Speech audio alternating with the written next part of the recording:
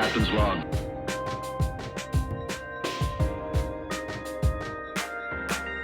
Captain's log.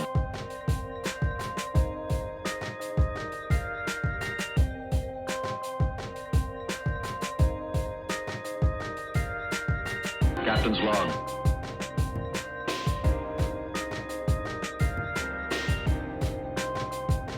Wildlife refuges. I mean, you look at this, you look at what we do with our wildlife.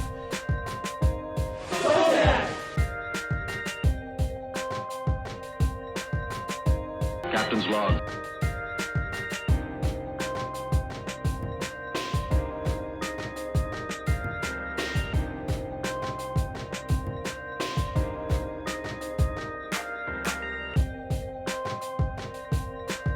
Isn't it wonderful to allow protesting?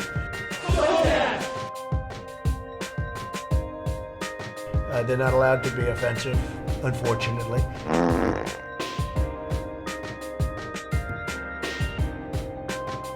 I do it because I have, like, a good memory, because I'm cognitively there.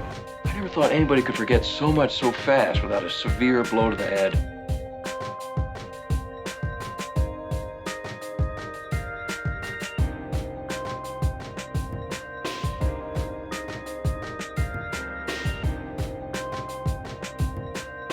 That's amazing. How did you do that?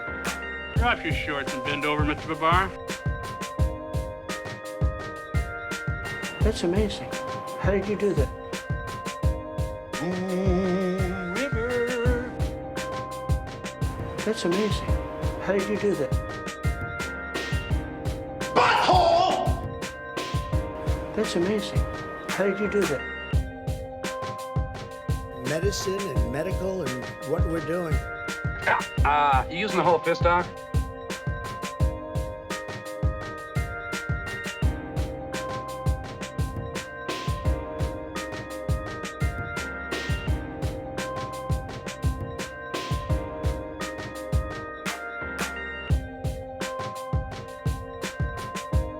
Shut up and never say anything again as long as you live. Drop your shorts and bend over, Mr. Babar.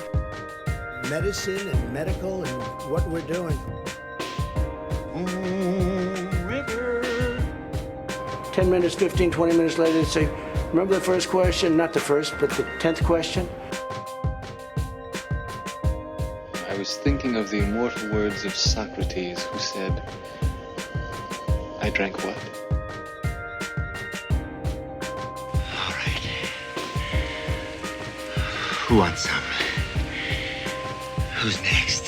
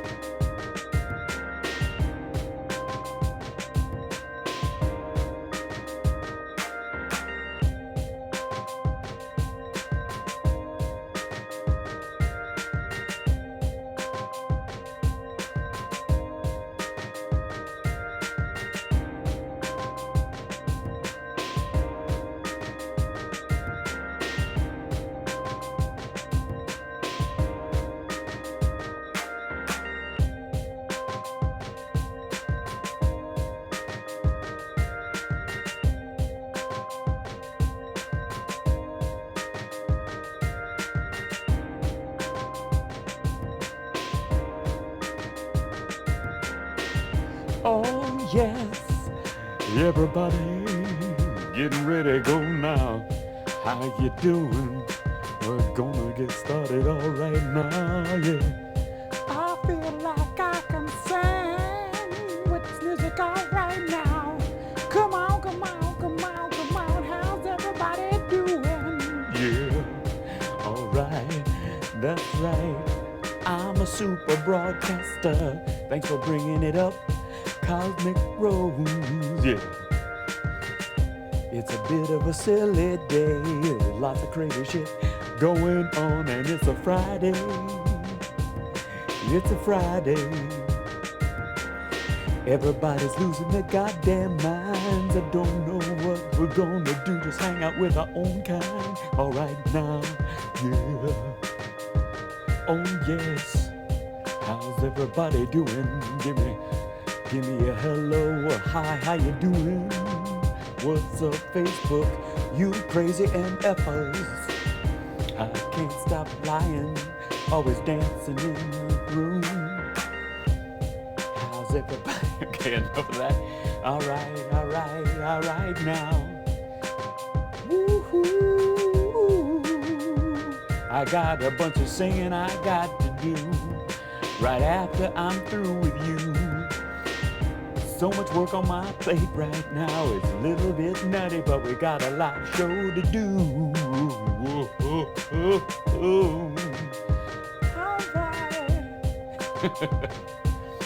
All right. That's it. You know, the problem with that is it gets to be too much fun, and then I don't want to do the regular show.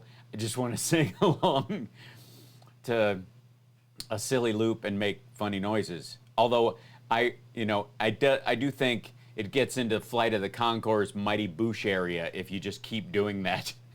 Thanks. Hello, Canada. That's right. In case you ever wanted to know, Canada, how your country's name is pronounced in Chinese, it's Canada. That's right. You're welcome. America is 美国. Germany is 德国, as I think comes from the Deutschland idea, 德国. France is, of course, 法国. I mean, we can go through all of them if you want to. 西班牙, Spain, Australia, Australia. But China is 中国, not China, not China or any of that, not a pronunciation of the word you're familiar with. Oh no. It's 中国, which means center land, middle of everything. It kind of means Middle Earth, actually. It's fairly close. How is your skin so shiny? I don't know. Is it shiny today? Or is it just, yeah, I guess I'm a little shiny. I don't have any powder or makeup. This is just my face. My hair's a little matted because I put on my little headphones, and then it makes my hair fluff out artificially. I don't want people to think my mullet is further along than it is, but it's because it's almost like a wonder bra for my like I get like flying mullet man. Super mullet. All right. So, anyways, refresh provided by Cam. If only.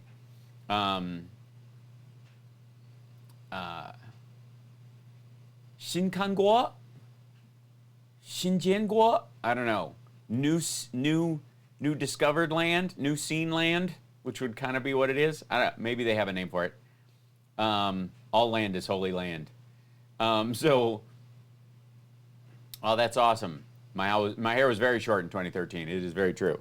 Right now it is clearly COVID mullet time. It's getting there. Man, look at this. This is some stuff back here. This is really happening. It's good. All right.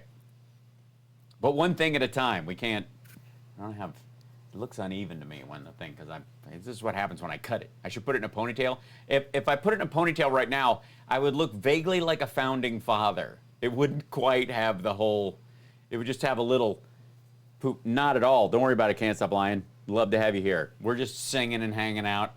It's Friday. Friday night. It's Friday, and there's already a hype train in Twitch, twitch.tv/HalSparks. If you're on Facebook or Periscope, hop over there.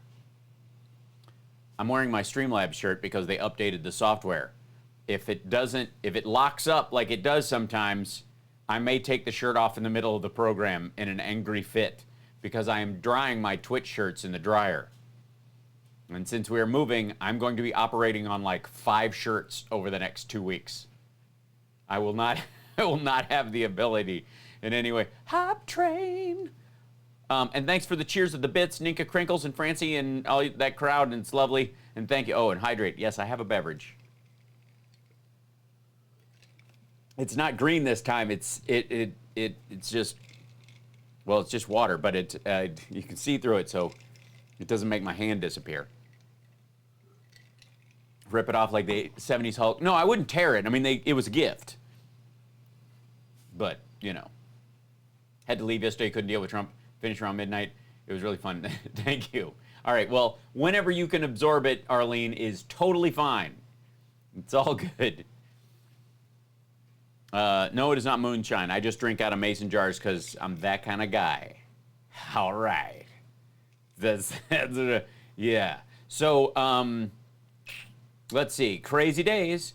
Okay, so I have a couple of, like, I saw clips of of today's press conference, like little bits of it, where they singled it out from earlier, and before the president went golfing.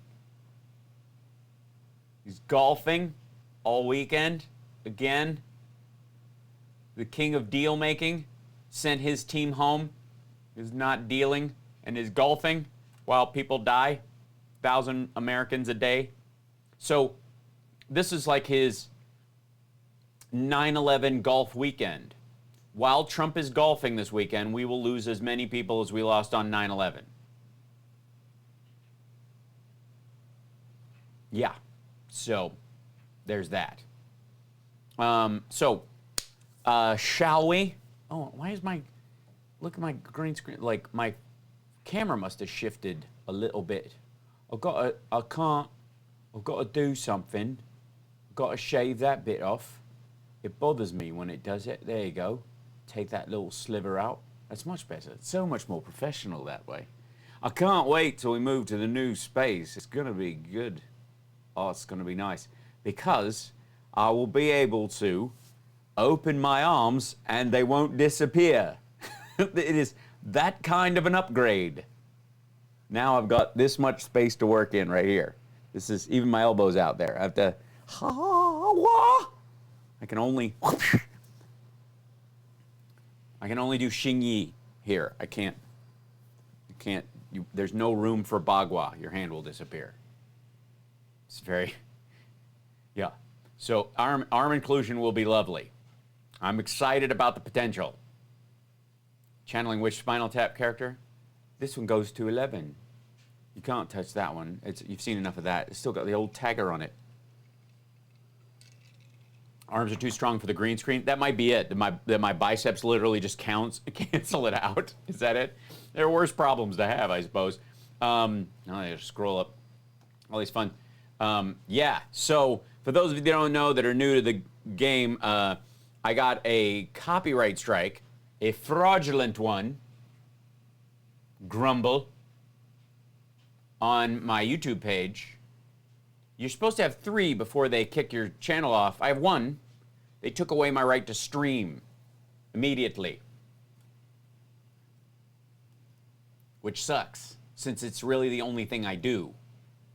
I don't post little short videos of me like doing the ice trouser challenge, or you know, trying to see how much cinnamon I can hold in my mouth at once. Although I have not ruled that out as a career after this nonsense passes. Anything to entertain. I'm going to go like, I think after Trump leaves office, this might be the plan. I'm going to go into full-on Operation Amnesia, where we can I'm just going to do stupid entertaining shit for a year straight, just so we can all put this in the rear view mirror. Not that, you know, prosecutions and whatnot shouldn't happen and all that stuff, and we'll stay informed, but insofar as just trying to, like, clear the decks, you know what I'm saying? I think it would be healthy.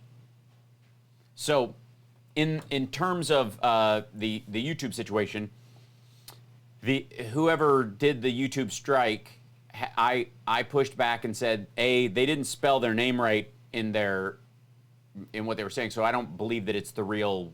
I don't think it's real. I think somebody got a hold of an email over there and is just hitting people and filing phony charges against stuff to get them knocked off. And we were doing gangbusters and starting to grow.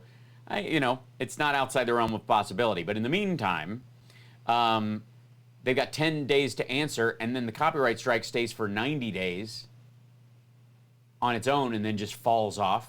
But I can't stream until they give me my streaming rights back. I don't know why that is. I don't know why they can shut it down for 3 months. It's so weird to me. Oh yeah, and I don't doubt I was troll attacked. But the point is, like, how messed up is that? Like, why? And it really made me think twice. Nicole Sandler got suspended from YouTube streaming too? That's curious. Interesting. So they've been, meanwhile, I'm over here on Twitch getting hype trains. So anyways, it's a real issue. Because my concern is you're trying to build something, a following where everybody can go, they can trust the environment. We're already ice skating uphill technologically to get the show on the air regularly with good enough internet and all this other stuff. And on top of that, some random asshole can file a copyright claim against you for something from 4 years ago. Which, why didn't they file one 3 years ago or 2 years ago? Why do they suddenly care? It's interesting. That can take away your ability to do the only thing you do on there. Like, it doesn't make any sense to me. So I will be reticent. I'll crank YouTube up as fast as I can when they let me. But at the same time, I'm reticent about where I'm going to put my loyalties after the fact. So I am kind of rocking Twitch, though, right now. It is true, Casey. Thank you for noticing. We are kicking its ass in a good way. That's right. So we've got possibilities. Call me Snake. I'm gonna keep my mullet over here at Twitch for the foreseeable future. So, anyways, thanks for joining me. Let's get on with it. It's Friday, and God knows it's going to be one of those busy news cycles. And, so. I'm just a happy camper. We'll figure out how to get through this one. All right, so here we go. He's super excited today, too. This is just, I got to roll this thing back to when he walks in. There's Navarro on the side, by the way, walking in over there to sit down, who had the big pissing match with Mnuchin. Yeah. Okay, thank you very much, everybody. Okay, thanks so much. I'll be your substitute teacher today. Your regular teacher, Mr. Kransky, is out, and he's got a bad cough that lingers. So we have some very interesting news. Kevin Kleinsmith. Oh, no, not Kevin Kleinsmith. A corrupt... For those of you that don't know, a Kevin Kleinsmith is a person who makes new Kevin Kleins using an anvil and a kiln. FBI attorney who falsified FISA warrants. Falsified FISA warrants. You know what Kevin Kleinsmith did? You know what he did? He on a form to re-up. They already had one. To re-up. They already had probable cause. They'd already been through the warrant process. They asked if there's anything else going on, and I guess he left out in his edit, or he took out in his edit, was that Carter Page had previously been a government agent, or I forget what the actual phrase of it was, but it actually been a government source before. That's what I think how they put it. And he left it off the re-up warrant. He pled guilty to leaving that off. You know what that means? That means that in the car full of gun-running drug dealers that you pulled over, one of them was a CI, and when you pulled the car over and called in a warrant, You didn't mention that one of them was a CI sitting in the car. Probably due to the fact that the other people in the car would have heard you. And if you needed him to continue being a CI, it would have been a little tough if they'd have noticed that part, or it had run by some people who were friends with the drug dealing gun runner driving the car, or the guy sitting in the passenger seat riding shotgun. See how that works? Meanwhile, Carter Page hand-delivered papers from the Trump campaign to, what was it, Andrei Dvorkovich, and who was Medvedev's right-hand man, has been involved in the GRU forever. They didn't trust Carter Page with digital communications because he was dumb. He was a courier. Like that, I mean, this had zero effect on the quality of the intel that they were getting. It had no effect. None. It does not change the intel they were getting at all. And this guy, like, pleading guilty to leaving that part off because he admitted to it,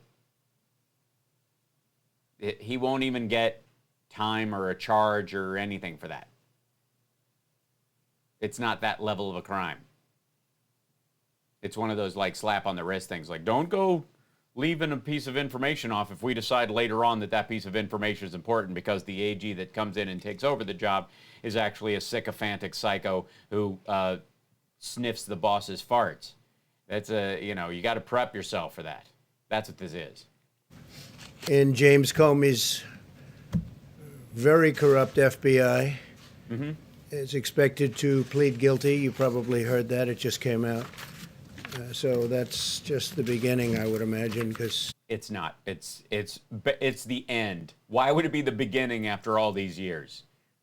Every one of your fart sniffers has been trying to find something. And what they ultimately left off the page was that Carter Page, who you were using as a courier, had been a government source for other people too. More than likely, the kind of people that you aligned yourself once you got in government, the kind of evil deep state Dick Cheney types that don't give a shit. What happened should never happen again.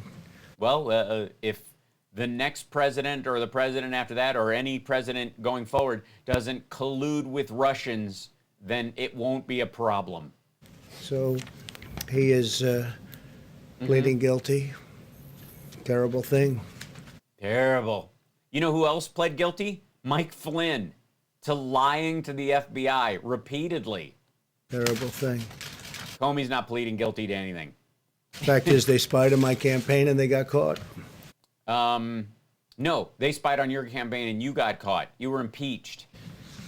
And you'll be hearing more. They spied on the Russians and your campaign got caught in the net. Today, the Office of Trade and Manufacturing. Uh-oh. He's farting right out of the gate today. Look at that jacket lurch. Keep in mind, anytime Trump tugs on his right lapel, he has just farted. Policy released a new report on how my administration has harnessed the full power of the Defense Production Act. The willpower of the Defense Production Act? To achieve the greatest industrial mobilization since World War II. Yeah, you do realize that when you say it's the greatest industrial mobilization since World War II, it is not in and of itself an actual mobilization equal to World War II. You know what I mean? Like, that's like saying if a Piper Cub crashes into a Denny's, that was the biggest airplane crash into a building since 9/11. See what I mean? Like, it's honestly, like, it's such a weird comparison that they keep, because he's trying to make you think it is equal to scrap drives and rationing gasoline and, you know, and building bombers and all this shit. Like, and it's not. It's the biggest one since then, but it's not equal to that one. He wants you, they've been telling him that it's equal to that. Like, it's embarrassing. A fight against the China virus. Oh my God. The China virus. New factories, businesses, and laboratories are being built all over America to match our nation's demand for personal protective equipment. That's weird. Because, according to this story, health providers are scrambling for staff and supplies, revealing a sharp disparity. A Politico survey of healthcare workers elicited dozens of stories from the front lines across the country.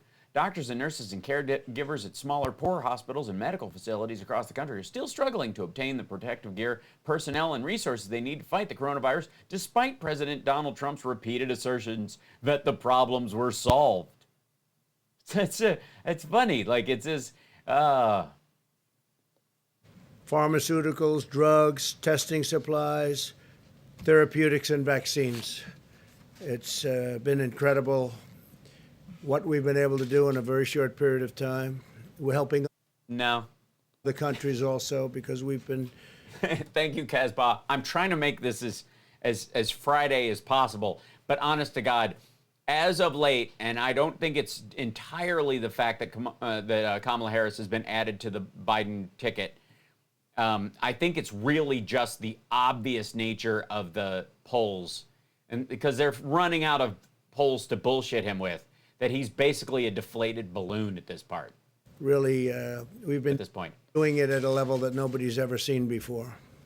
Yeah, well, nobody's ever seen, unless you're 100 years old, you've never seen a pandemic this big. And one of the other reasons why we've never seen this before is because the last time we had shit like this, like H1N1, the administration handled it.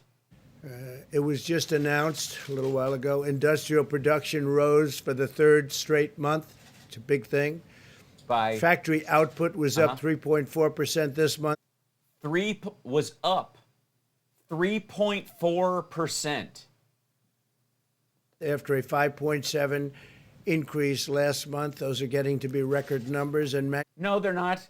Nobody was working. Holy shit. Okay. Factories everywhere. March, April, beginning of May, completely shut down. Completely shut down. New orders not happening. Canceled orders all over the frigging place. And then people slowly but surely are going back to work where it's safe, when it's safe. And manufacturing is up 8% from the bottom. manufacturing capacity utilization is now up to almost 70%. So we're coming back very strong. We should have a very good third quarter. Almost 70%, meaning in Trump speak, 54%. We should have an unbelievably good next year. Next year, well, compared to a year where we were all shut down because of a pandemic, it's going to feel, well, I was about to make an untoward analogy, but since Twitch is a little more family friendly even than YouTube, I'm going to guess no. Yes, next year will be better than this year. I mean, unless you're president and the next virus gets ignored just as badly. We don't mess it up with somebody that has no idea what they're doing. You won't get reelected, don't worry. It'll be a fantastic year. My administration has exercised the authority under the Defense Production Act to a number and a related authorities at a 78 times, dispersing over $3.5 billion to speed the development and manufacturing. You want to jump back and get the top of that sentence again? Because you skipped a whole, there must have been 9 words in there that you're just like tripped on your way to do this magnificent refrigerator poetry thing, and they all just fell out of your hands and went patak, and you just decided to read them in that order. What the shit was that? What? Hold on. Related authorities at a... Back up, wait. The authority under the Defense Production Act to... This is where he loses his place and starts just word salading. Just toss the word salad. A number and a related authorities at a 78 times, dispersing over $3.5 billion to speed the development and manufacturing of essential materials. So put it a little bit differently. The Yeah, you mean like the way it's written on the paper originally? So back up, read that sentence again. administrations exercise the authority under the Defense Production Act and related authorities 78 times. That's a lot. That's a lot. It's almost like there's a pandemic going on. Right? It's a big number. 78 times. Came in very handy. Did it? A lot of times we just mentioned it and they did what we asked them to do. Because they were already in the process of doing it, kind of like Seattle and the CHOP and... It's amazing. We threatened to do something that they were in the process of doing, and they did it immediately. It's almost as if they were... We were on the phone with them, and they were like, dude, can I call you back? I'm in the middle of doing the thing you're asking me to do, because I already had that idea. Thanks, click. Dispersing 78 times. with three. By the way, how many of you think he's counting the times they thought about using it as a use? $1.5 billion to speed the development and manufacturing of essential materials. I've used the DPA more comprehensively than any president in history. Yeah, that's because you're the only president who's let a pandemic bull in a china shop its way through the immune systems of the citizenry. There was a time No president could have released a virus from Washington State. It really is, it could have been stopped, and either by incompetence or because they wanted to, my administration let it get out of Washington, D.C. and the Washington State. media would say, why aren't you using it? Why aren't you using it? Well, we have used it a lot. Where necessary, only where necessary, so you didn't use it. necessary. For the most part, we've had tremendous cooperation. Yeah, they were doing shit anyways. People are like, we can make money by making PPE. We're not making anything else. By the way, that manufacturing number he's filleting himself over, a lot of that is ventilators and masks and gowns and gloves.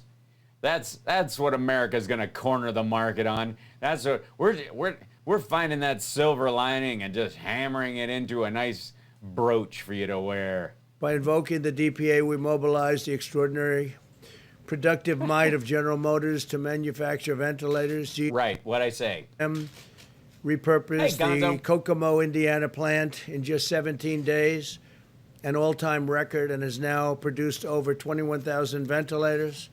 Mm-hmm. We're also working with Ford Motor They're not making anything else, are they? Are they making what they used to make? Nope. Company and General Electric to produce. Yes, General Motors is making used cars right off the assembly line. They're coming in, like they've got the new Lemon that's coming out. It's going to be great, the GM Lemon. Over 30,000 ventilators a month. In Michigan, they've done a great job. Our nation is now the king of ventilators. I say that. The king of, yes, we know you say that. King of ventilators. We're sending them all over the world. Yeah. What about testing? And helping a lot of countries that could never have ventilators. And Why not? They're not allowed? Is it a religious thing? Is that something I don't know about Islam? Is there something about the Hindu faith that doesn't allow them to use ventilators? Why don't they have ventilators in Nairobi? They would never be allowed. We're airdropping ventilators on people. We got so many friggin', yeah. it's really, I guess we're looking to produce over 200,000 ventilators by the end of the year. Those are Great. some numbers. So we're helping a lot of countries. In April, I directed 3M to increase its manufacturing of N95 masks. By May, they had increased production by And they said no, and we threw cash at them. over 1 million masks a day. Think of that. They increased production. Okay.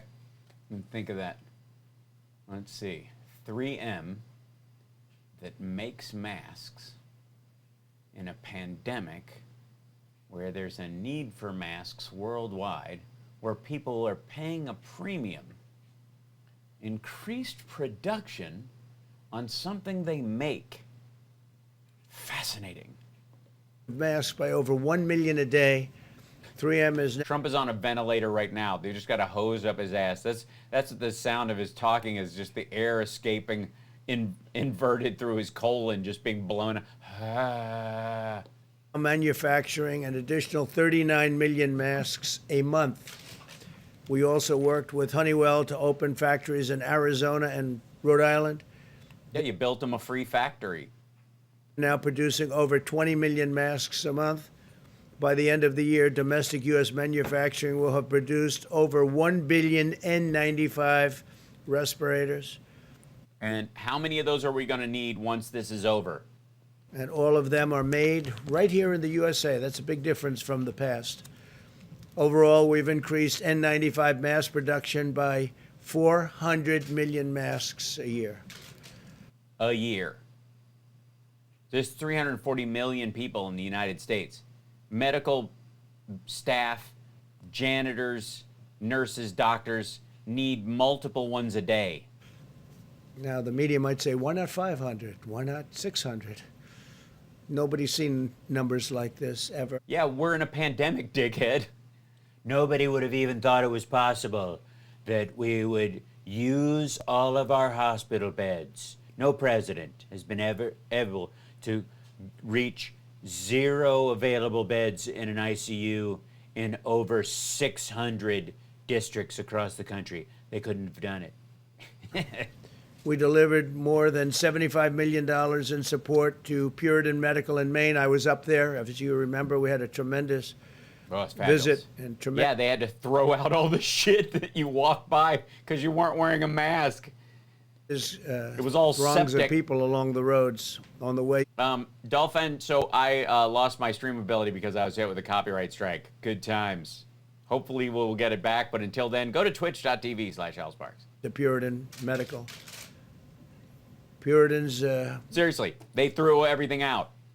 After his visit, all the masks that they had made, they threw them out. Doubled their production of... the swabs. Swabs from 20 million to 40 million per month. They're doing great. We're the king of swab. We're the queen of swabs. Fantastic job. The swabs are approved. And so is Maine. I've also used the... Yes, who needs lobster fishing and Berkeley School of Music and... Oh, that's Massachusetts. Whatever, I always get them mixed up.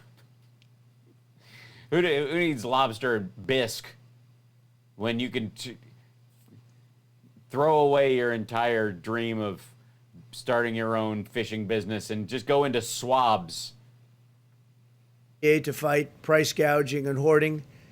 My administration located and seized over 500,000 pieces of hoarded personal protective equipment, including 299,000 pairs of medical-grade gloves, 192,000 N95 respirators, and 130,000 surgical masks. That's hoarding. Yeah, and... but enough about Jared's secret stash. My administration's decisive actions have yielded truly incredible results. People have done an incredible job. Oh, it's incredible. Incredible how much mask hoarding there was going on. Replenished the strategic national stockpile that was very badly depleted when we took office and totally... We left it there for 3.5 years. We left it completely depleted. Just ignored it. Neglected. Till halfway through a pandemic. I'm kidding. We had 6 million tons of PPE and drugs. In the last administration, since the start of the pandemic, we have tripled the number of N95 masks on hand to over 40 million, tripled the number of gowns to over 15 million, and quadrupled the number of... Tripled the number. So there were 5 million masks. There were, what, 10 million respirators? Okay. Ventilators to 69. That sounds like a normal stockpile. 1,000. By September, the strategic national stockpile... If you just started building the stockpile last year when COVID-19 was discovered in 2019, you might have had all the shit you needed by the time the shit hit the fan. Inventory is on track to contain over 300 million N95 respirators. and surgical masks, over 4.5 God. billion gloves. Dude, how much credit do you want? Like, again, it's so odd how he thinks big numbers are impressive when he's a billionaire, allegedly. I mean, this just points out to the fact that he's a fake billionaire. Honest to God. Either that or he thinks people are impressed by anything in the hundreds of millions, especially rubber gloves, which they dip a hand-shaped metal thing in latex, pull it up, and it cools, and instantly you have a glove, and then this machine pulls it off, and it does it again, and it does it again. It's very different than, they're not hand-stitched rubber gloves. This is just garbage. But he's always so you guys, 500 million of those, and 200 million of those. We have 340 million people in our country. And you're talking about disposable shit. I mean, this guy would go, there have been more sheets of single squares of toilet paper used during my administration. And over 190,000 ventilators. It's far more than we've ever done before. It's not even close. Yeah. And right in time to know that they're a last-ditch effort and they shouldn't be used, and it's better to oxygenate the blood through a form of, like, dialysis in the femoral artery. As we talk about the economy, we continue to restore America's industrial might. We're bringing more jobs to the USA. We understand that the economic health is critical, very critical to public health. We'll be discussing next week some of the outstanding numbers we have compared to any other country. There is no country even close. Let me guess. You're going to give actual numbers, not percentage numbers.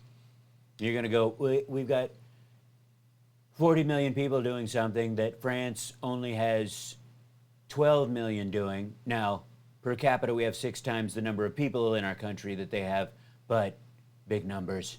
When you look at what we've done compared to them on the from the standpoint of the economy, and also even during the period of the China virus. In the last Make sure you say China virus. 3 months, we've added an average of 100,000 jobs every single day. We haven't added any jobs.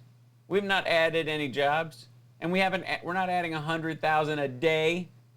A bunch of people went back to work once shit reopened. 9 million people. We still have people filing for unemployment now. This is... I have created so many jobs. I'm actually, every time I sit down and stand up, I get 3 feet taller. We added over 620,000 manufacturing jobs in the past 3 months. That's No, you didn't. despite people saying you can't do manufacturing jobs anymore. You need a... Nobody said you can't do manufacturing jobs anymore.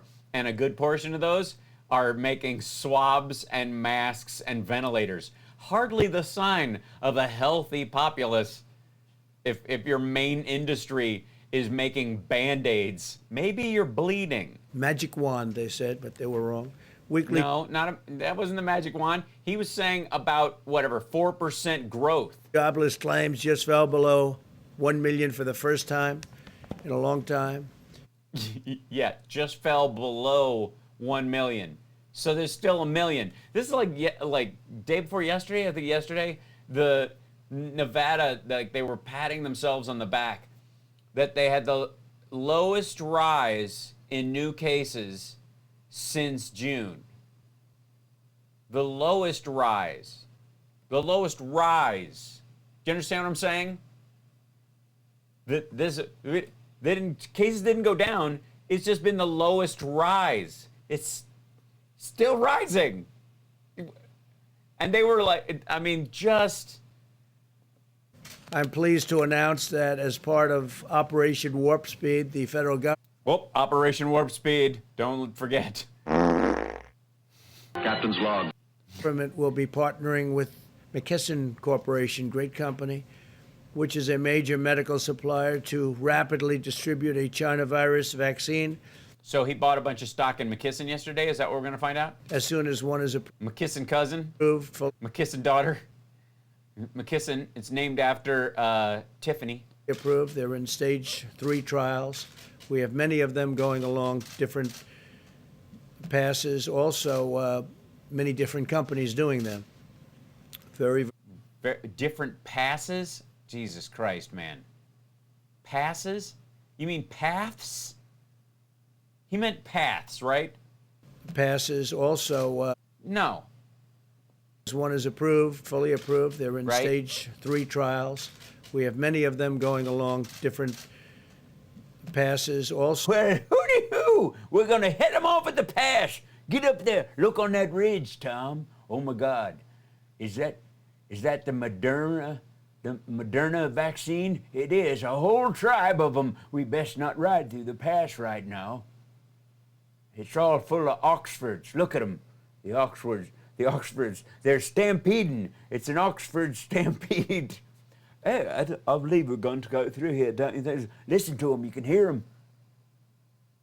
They're in heat. so many different companies doing them. Very, very incredible companies. We currently have 3 candidates in phase 3 clinical trials and are on pace to have more than 100 million doses of a vaccine ready before the end of the year. By the way, this is him gacked up on Sudafed and Adderall too. This is top Trump right now. This dude is such he's on such a fade right now. I mean, you guys have been watching this with me this entire time. Like, he was raging about stuff a month ago. He is totally phoning it in now. They're having to steal mailboxes to win this election, and it's still not going to work. I mean, I honestly feel like he wants to lose, and he's just getting paid by the mailbox by Putin just to snatch as much infrastructure off the grid as possible. And 500 million doses very shortly thereafter. And we're ready logistically to distribute them. Our military is ready. We have a great general who's in charge. That's what he does, is he distributes things. Usually it's people and weapons, tanks, but in this case it's a vaccine or therapeutic, as it may be. No, he's not going to be distributing a therapeutic. Honestly, you go to a hospital for a therapeutic because you have an active virus that's strong enough to require medical attention. These aren't trucks. They're not going to strafe bomb us with hydroxychloroquine. This is so dumb. We continue to actively monitor the virus, executing our strategy to protect the vulnerable and prevent hospital overcrowding. As of today, hospitalizations continue to be very stable, and we will be watching always very carefully. Remain vigilant. Totally. This is Trump's gap semester. Totally. We ask every citizen to practice good hygiene, socially distant. McKisson is apparently going to be making the syringes and alcohol swabs semantic romantic. Just wear a mask. That's the theory. Actively monitoring as opposed to passively monitoring. Yeah. Well, they have to actively monitor because if the bad news comes in, they got to be able to shelve it before it reaches the CDC's website. So the reason they're actively monitoring cases instead of passively monitoring them, which is allow the information to come in, it gets processed and put up, basically just going, oh yeah, okay, all right, that's Florida, okay, that's Georgia, okay, that's Kentucky, okay, that's California. Instead of letting that detail go and just copying it, they have to actively monitor, like, whoa. That state's going up, so I'm gonna need to see those. Can you hand me their paperwork? That'd be great. Yeah, just give me that. Yeah. distancing is not possible, and to protect the elderly, always protect the elderly. So now we'll take a few questions if you'd like. Oh, joy. This is a short one today. Does he bail out after this? That's a young Mr. President, on the issue of more money for the U.S. Postal Service and mail-in balloting, if the Democrats were to give you some of what you want, which you articulated in a series of tweets in the last hour, would you be willing to accept the $25 billion for the Postal Service, including the $3.5 billion to Sure, handle they mail-in give us voting? what we want. And it's not what I want, it's what the American people want. So in addition to, and I think, John, as part of your answer, I can read this, but in addition to. Oh, so John's giving you a prepared question. They reached out to Fox to help tee you up and get you through this. And so you have a good Kaylee answer prepped. She talked to Fox beforehand, so you choose him first. So we're there now, are we? We're straight up Pyongyang at this point. The executive orders that we signed, which are going to be doing terrific things in terms of payroll tax cut, which is a lot of money coming to. It's not a cut. It's not a cut. It's a holiday, and they have to pay it back later. A lot of people very quick. Trump is live now with the NYPD? Okay. I've directed the Secretary of the Treasury to get ready and send. Get ready. Direct payments, $3,400 for a family of four to all Americans. Democrats are holding this up. The Democrats already passed a bill. It's in the Senate. The Senate adjourned. The Senate is in Republican hands. I am ready to have a fresh diaper. The UST and SBA send additional PPP payments to small businesses that have been hurt by the China virus. The UST and SBA, the Small Business Administration? Democrats are holding this up. So we're talking. No, they're not. About those are two things directly involved Uh-huh. and really victim of the China virus. We're ready to send. Democrats are holding up. Good point, Francie. It's probably his STD. It's his syphilis that's acting up, It's understandable considering the circumstance, That might, I don't know, he's the expert. I don't know if it causes, I know it causes sorts of dementia and crazed behavior, but I don't know if it turns you into a deflating bike tire. I feel no shame, only pride, because my syphilis is a badge of honor. Ready to send rental assistance payments to hardworking Americans that have been hurt by the China virus. All of these things are in a list. Democrats are All of them are in a list. I have a list. They gave me a list. This up. I'm ready to send $105 billion to the states to help to open schools. Open schools safely Right. with additional PPP. Yeah, it's not about how much it costs to open schools. It's whether or not it's a smart thing to do. You can't throw money at something that might kill people just because. And Democrats are holding this up. So that's $105 billion to the states to help open schools safely with additional PPE. Democrats are holding that up. Oh, did he say PPPE? Right? And I'm ready to send more money to states and local governments to save jobs of our great police, our firefighters, our first responders, and teachers. It's all ready to go. Democrats are holding it up. So they're holding, John, all of that up. So if they were to give you that, Yeah, you would they would sign do off that. on the money for the Postal Service? But they're not giving it to me. They're giving it to the American people. I mean, giving it to agree. Yeah, and if anybody knows what it's like to give it to the American people, it's this guy. Yeah, I would certainly do that, sure. I would do that. I just want to follow up on that and then a quick question. Just when you said that you've directed Secretary Mnuchin to ready direct payments, are you speaking about something you're going to do independently or that you're just waiting for the legislative I'm waiting for the package? Democrats to approve it. Okay. And then I wanted to ask you, you congratulated Marjorie Taylor Greene in a tweet. You called her a future Republican star. Greene has been a proponent of the QAnon conspiracy theory. She said it's something that would be worth listening to. Do you agree with her on that? Well, she did very well in the election. She won by a lot. She was very popular. So popularity is more important than actually making sense. If there's a crazy district and they have some crazy ideas, they should be able to elect whoever they want, no matter what kind of batshit stuff they believe. But anyways, that's why I think the people of AOC's district shouldn't have even be allowed to elect her. Seriously, the double standard here is absurd. Secondly, if you're a QAnon person and you're within the sound of my voice, you're fucking crazy. You're a nutcase. You're insane. You are being dragged around and trolled so readily and easily, it's embarrassing. I mean, I watched some of these videos on YouTube just to see what the shit was going on. You guys are Koresh level nutty. She comes from a great state, and she had a tremendous victory. So absolutely, I did congratulate her. Please go ahead. Quickly on QAnon and Go her ahead, decision please. to embrace that conspiracy theory. Yeah, he has to skip it because that's a huge section of his base. Do you agree with her on that? That was the question? Go ahead, please. I just wanted to ask you what ails your brother Robert and how's he doing? Yeah. I have. He does not. By his brother Robert does not have COVID, insofar as I know. His health has been pretty bad. He filed that lawsuit. Robert filed the lawsuit against Mary Trump to stop her book from the hospital. Wonderful brother. We've had a great relationship for a long time, from day one.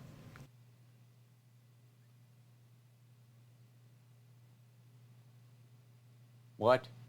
It's a long time ago. He's your brother. And he's in the hospital right now, and hopefully he'll be all right. But he's pretty. He's having a hard time. I wanted to ask you also really quickly about Putin's invitation to join a video summit with Iran and other world powers. Would you accept that invitation? I haven't been told of it yet. Well, she just mentioned it. Wait, what? Hold on. Powers. Would you accept that invitation? I haven't been told of it yet. I heard there's something, but I haven't been told of it yet. What? I heard there's something, but I haven't been told of it yet. How did you hear about it then?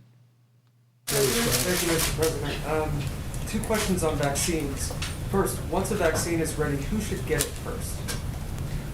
I will rely on the doctors to tell me that. I would say probably the elderly. I would say nursing homes.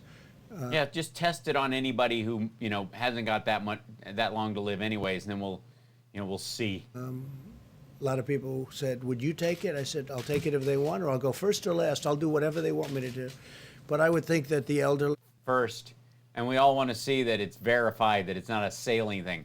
I think he's getting convalescent plasma treatments to give him the antibodies because he's president of the United States. Like, that's not an unreasonable thing. the people that are most vulnerable to the disease, and we're actually making those lists right now. Mostly. Oh, they're making a list of who should get the vaccine first. This is part of the. This is the gathering. Nursing homes and retirement centers. Yeah. Retirement centers. Russia has approved the vaccine. What do you know about the vaccine? Have you spoken to Russian officials about it? We don't know much about it. We hope it works. We do. We hope it works. They've cut off certain trials. And yeah, so have you. We just feel it's important to go through the process. We have numerous different vaccines that we think are going to work, but we want to go through a system of trials. We're very advanced. We're very. We'll be announcing something in the not too distant future, also with therapeutics, which I think are very, very important. Yeah, please. Aren't we supposed to have a health care plan by now? Or have we just given up on that entirely? Mr. President, I had two, one on China and then one on oil. The first one on China. By the way, hi, Twitch. Nice big grouping over there. Nice grouping. There's a lot of alarm among American companies about your order on WeChat, Apple, Ford, Disney. They're worried because it's such a big communications platform and a payment platform in China. Yeah, everybody pays for everything with WeChat in China. Not everybody, but everybody with a cell phone. Everything. Like, it's one, they pay their rent, their bills, they pay for, at stores. You can pay for, I paid for, like this morning egg burrito thing that they make, which is just glorious in Beijing and some of the outlying cities. Like, they had, I got one in an alley in Shanghai too. Good times. Off a street cart, and you pay with your phone. They have a QR code on it. Just pay and gone. Nobody's carrying cash. It's a little scary because the government can turn your life off like a switch. But that's how if you want to sell anything in China, you need to have WeChat functioning. That, by the way, though, does not necessarily mean that WeChat needs to work over here. That's, that's a totally different conversation. But if you want to sell something in China, selling it using WeChat or having an encryption structure within your sales platform, whatever it is, to sell on WeChat is necessary. That if you ban U.S. businesses from working with them, that they won't be able to sell, iPhones into China or similar markets. It's not quite how it works, but okay. Whatever. So you don't mind if Got this... to do what's good in terms of the security of our country. So We've been very badly let down by China. What's your next question? On oil, the U.S. this week seized 4 Iranian oil tankers going towards Venezuela. Yeah, not supposed to do that. Yeah, they're going to go to Houston. I'm wondering what you're going to do with that oil, and if this is We'll be announcing. We have 4 tankers. They're going to Houston, and yeah, he just said that. They're there. They're not. They're already there? Supposed to be doing that. Iran's not supposed to be doing that, and so we did. We seized the tankers, and we're... Yeah, 4 Liberian boats carrying oil from Iran to Venezuela. Venezuela is an oil-rich country. It's very weird that they're buying oil. More than likely, that was a distribution pivot where Venezuelan, like the oligarchs or people who are running the government or rich people there, who haven't, they can launder the oil for Iran and take a piece off the top. It wasn't because Venezuela needed the oil. This is, it's like interrupting a gun shipment. Moving them and moved to Houston. Mr. President, thank you so much. I learned a lot. Did you learn a lot? That was fascinating. 2 questions, if you don't mind, Mr. President. First of all, Kamala Harris, you've been very blunt about how you feel about her mean, nasty, mad woman. Biden now saying... No, I haven't been blunt. I said... I haven't been blunt. She treated Joe Biden worse than anybody else. I watched those debates. They were very boring, but they were debates nevertheless. And he didn't watch them. And I watched, pretty good parts of them. And so he didn't watch them. He watched clips. She treated Biden... And he didn't watch them then. He's seen the clips lately. Worse than anybody else by far. There was nobody, including Pocahontas, nobody treated Biden so badly as Kamala. Ask you this then. Do you have an issue with a strong woman of color being in this presidential race? Do None whatsoever. You don't see her as a threat? As you know. None whatsoever. No, not at all. Thank you, Mr. President. And a stimulus... No, it's Pence that's shitting his pants. Question, if you don't mind. You have... How is Pence supposed to debate a woman that he couldn't have an unchaperoned dinner with without his wife present? Even before... Do the moderators count on Mother's List? I suppose that's okay. As long as there's 6 feet of Jesus between them and they both stay at their podiums, because Kamala's a beautiful woman. I'm sure she doesn't get Clarence, although I don't know what Pence's type is really in that regard, what got him into big trouble in the first place. But I think the moderators probably, as long as does she get to talk to them first, kind of like scout camp chaperones or something? You were president, you always talked about being the ultimate deal maker. Why not? Yeah, he always talked about it. Well, he didn't really always talk about it. Other people wrote books and he slapped his name on it. Just sit down with Democrats personally and cut a deal. Because he can't. He is incapable of deal making. He's never had a situation where a deal has come off because he's been involved. He hasn't. Obama arranged for us to have 19,000 new ventilators ordered in 2014, delivered in 2019. Trump screwed the pooch on that deal. Obama, the amount we were going to be charged was $9,213. Trump had to reignite that deal after he'd shut it down, and we paid $15,000 apiece. Because they want $1 trillion to go to their friends doing a bad job running certain cities and states that are doing very badly. Most of our country is running very well. Even in terms of crime, most of our country is setting records in terms of low. But when you records in terms of low, except in the death area, but okay. Look at Chicago, when you look at what's going on in Illinois and New York and other places, both economically and in other ways, it's horrible. It's horrible. Look at Oregon. Yeah, because the entire economy shut down. They're not making any tax dollars. They have to pay those cops, pay those firemen and women. They have to pay the first responders. They have to make sure the lights, that the street lights go on and off like they're supposed to. They have people monitoring that they have to pay. They have the pension payment shit he's talking about isn't bailing out those things, but making them currently, because a lot of retirees, that's what they live off of.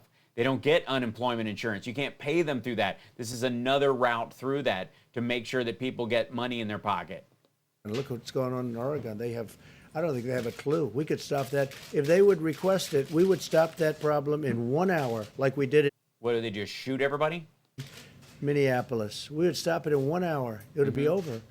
It's so easy to Yeah, Minneapolis was awesome. It was almost like it was already over when you showed up. do. All right, please, go ahead. In the back, please. Alicia Powell at the Gateway Pundit. Gateway Pundit. Like, was OAN busy? Did the Daily Caller pull a hamstring? Today, you announced a historic peace deal between Israel and the United Arab Emirates, and later... No. They normalized relations temporarily. The UAE, and this is not Saudi Arabia. This is not Egypt or Syria or Iran or Iraq or Afghanistan. This is the UAE. They normalize diplomatic relations. They're going to have flights going back and forth between Dubai and Tel Aviv. Guess what? There are already flights going back and forth between Dubai and the UAE.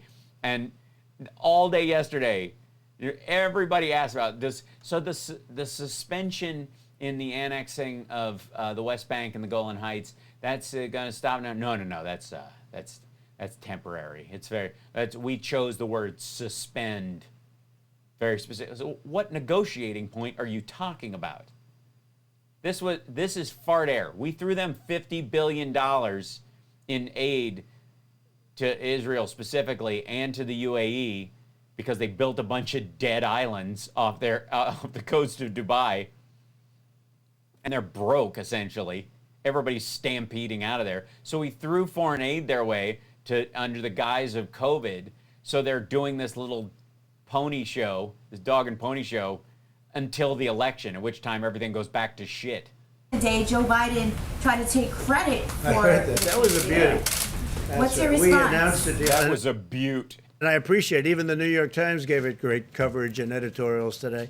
Wall Street Journal, Washington Post, everybody was saying great. No, they weren't. They were going, well, let's see. Shit like this has been tried before. We never really thought about bribing them. And this is something we've been working very hard on. And I saw where Sleepy Joe tried to claim credit for it. I'm trying to figure out how that one works. No, what he did is they made a terrible deal with Iran. And the deal was a horror show, and I ended it. They gave him $150 billion for nothing. They didn't give it to them. It was their money. The longer we kept it, the more interest we paid on it. They gave him $1.8 billion in cash for nothing. They got nothing from that. It was frozen assets that were theirs. Now it's gone. It's been spent. They don't have any more, and they have no case against the United States. Trouble. They did nothing. Don't say hard on. He says that a lot. Just like they've been weak on China, they've been weak on... Which is weird, because I don't know that he can have one anymore. Russia, they've been weak on everyone, and they were the weakest of all on Iran. No, that was a great deal made by very talented people that work with me. And it's been praised all over the world. And what you'll see now is other countries will come into that deal, and you'll have peace in the Middle East. Yeah. And Biden doesn't even know. And then we'll knock down the temple and we'll rebuild it, and then he can stand there in the center, declare himself God, and then Jesus will appear on Armageddon, and then then all the Jews will have their throats slit, and we'll all rise up into the sky in our underpants. I don't know what the problem is. Sounds awesome. Well, he doesn't even know the name of the countries I'm talking about. You don't know the names of the countries you are talking about. I mean, first of all, they don't exist. Secondly, do you mean Qatar is going to come aboard all of a sudden? You think Iran is? You think Jordan or Syria or Egypt are? If Israel continues to annex the Golan Heights and the West Bank? You think they keep doing that? They suspend it temporarily, and all those countries after 1,000 years are going to go, maybe they mean it this time. Jesus Christ. Thank you very much, everybody. Bye. He doesn't even know what countries we're talking about. Nor do I, but okay. Hold on. Okay, so I'm going to go over, I think Trump is talking to the NYPD, right? I think it's important in this situation to say, as I often do, Has a bad moment. that that I don't believe in. I think cops have a rough job. I think they do this on our behalf. I think bad cops are a small problem in a greater force, and I think the backlash against the cops is misplaced and overly broad, and it's why the first black female police chief in Seattle had to step down and lost her job because of all this nonsense. Because Chauvin was in Minnesota, and yet somehow the first black female leading the police force in Seattle has to step down as they cut her pay. What? So because they were supposed to allow the CHOP to exist, like, it's silly. We need reforms. We need highly trained cops, and we need to purge people out, and they need to pay cops enough where they can be selective. Right now, what happens in a lot of these places is they don't have enough cops to fill the roles. They need them, so they lower the standard by who can get in there. And a lot of military guys who were, yes, they got, a general discharge. There was no negative attached to it, but it wasn't an honorable discharge. There was some circumstances, but one of the first places that they go is law enforcement, and they don't go to the area. They don't get picked by the better police precincts and the richer areas, because those places have money and know better. They can be selective. This is just like teacher funding. You need to be able to fund the cops across the board evenly everywhere so that poor areas can afford better cops, instead of going, well, we got to have people on the street, otherwise it's just murder central. And then you end up having these guys who have their own agenda, let's just say.